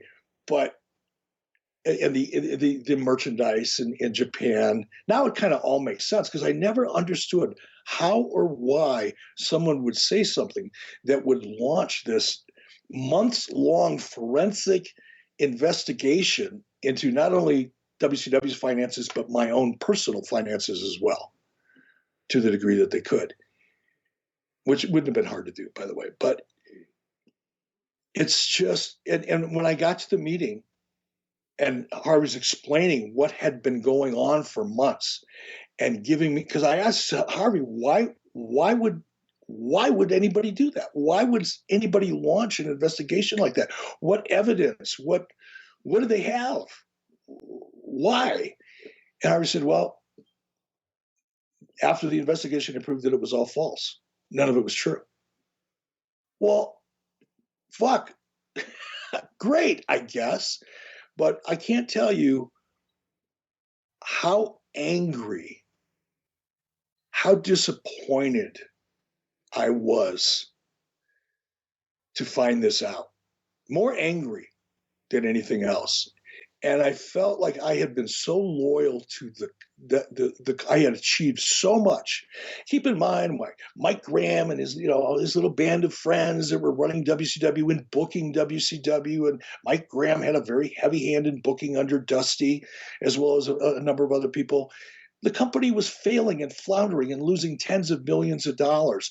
And I took it over in 94. And by 1996, we were rolling in money. By 1997, we made 96 look bad. By 1998, we made 97 look bad. And to have, Harvey call me up to his office and say, well, essentially, this is how I took it, Conrad. It's not what he said, but this is how I took it. Well, yeah, we appreciate everything you've done, but we don't trust you. Like, what the fuck? What have I ever done to deserve this kind of scrutiny without even a conversation? By the way, if they would have come to me and said, look, unfortunately, this incident happened. Somebody cornered a Time Warner executive, gave him this information, and as a result, we're going to have to do this investigation. I would have volunteered. I would have made it easy for him. I would have given him my credit cards and the the PIN number to my checking account and all my finances and all my IRS, which they probably were able to get anyway, but all my IRS information. You could follow the money if there was any there, but there wasn't. And for Mike, and it always passed along. And as I said when we first got into this, I forgive Mike because I think he was mentally ill. He was certainly emotionally ill. He was an alcoholic. He had a lot of demons. And I've dealt with people that had demons like that before, and I can look past it. I actually don't hold it against people that are that twisted up by the demons they have to live with. And that's how I feel about Mike. Hearing these things, it makes me angry. It makes me react because I just know how untrue and unfounded and how just completely fabricated they are. And I can't help, because he is talking about me, to react. But I just want the listeners to know, I forgive Mike Graham. I feel bad for Mike, but I forgive him because I understand it. But to people that have listened to that, people who have thought that maybe half of it was true, I just can't articulate how untrue and completely false any of these things were and are to this day. And going back to the meeting I had with Schiller and the attorney that I'm referencing, they both looked at me and they felt worse than I did. But when I walked out of there in 1998, and I've alluded to this, I've never had this discussion with you, Conrad. I've never told you this story before. I've never shared it with anybody but my wife and my attorney, because there was a point in time where I was going to take action. And I wouldn't have had any standing. I wouldn't have gone anywhere. But I was so pissed off when I walked out of that meeting that my passion for Turner and WCW evaporated that day. I felt like I had worked so hard and sacrificed so much. And by the way, I didn't make a lot of money. I think there's a perception out there that, I was making millions. Fuck all. I didn't really make any, what I would consider, for the role I was in and the success we were having, a fair amount of money until the last 2 years I was there. I was working like a dog for a fraction of what most of the talent was making. And by the way, the talent, I was making less than most of the talent that other people had signed before I got put into power was making. But I didn't care about it. It wasn't the money. I wasn't driven by the money. I love making money. I love the challenge of making money. But money ultimately doesn't mean as much to me as the satisfaction I get from achieving goals. Goals are more important to me than money. Money tends to come along with achieving goals, and I try to point myself in that direction and not set goals that aren't worthy of my time and energy and don't really benefit my family. But it's the goal that was always the thing that drove me. And to sit in front of Harvey, who was still relatively new as my boss at that time, and a corporate attorney that up to that point I only knew by name. I didn't know his face and never had a conversation with him, telling me that they've been ripping through my personal finances and put a team of forensic accountants on all of WCW's finances for the previous 3 years, trying to look for how I was scamming the company, just cut my guts out.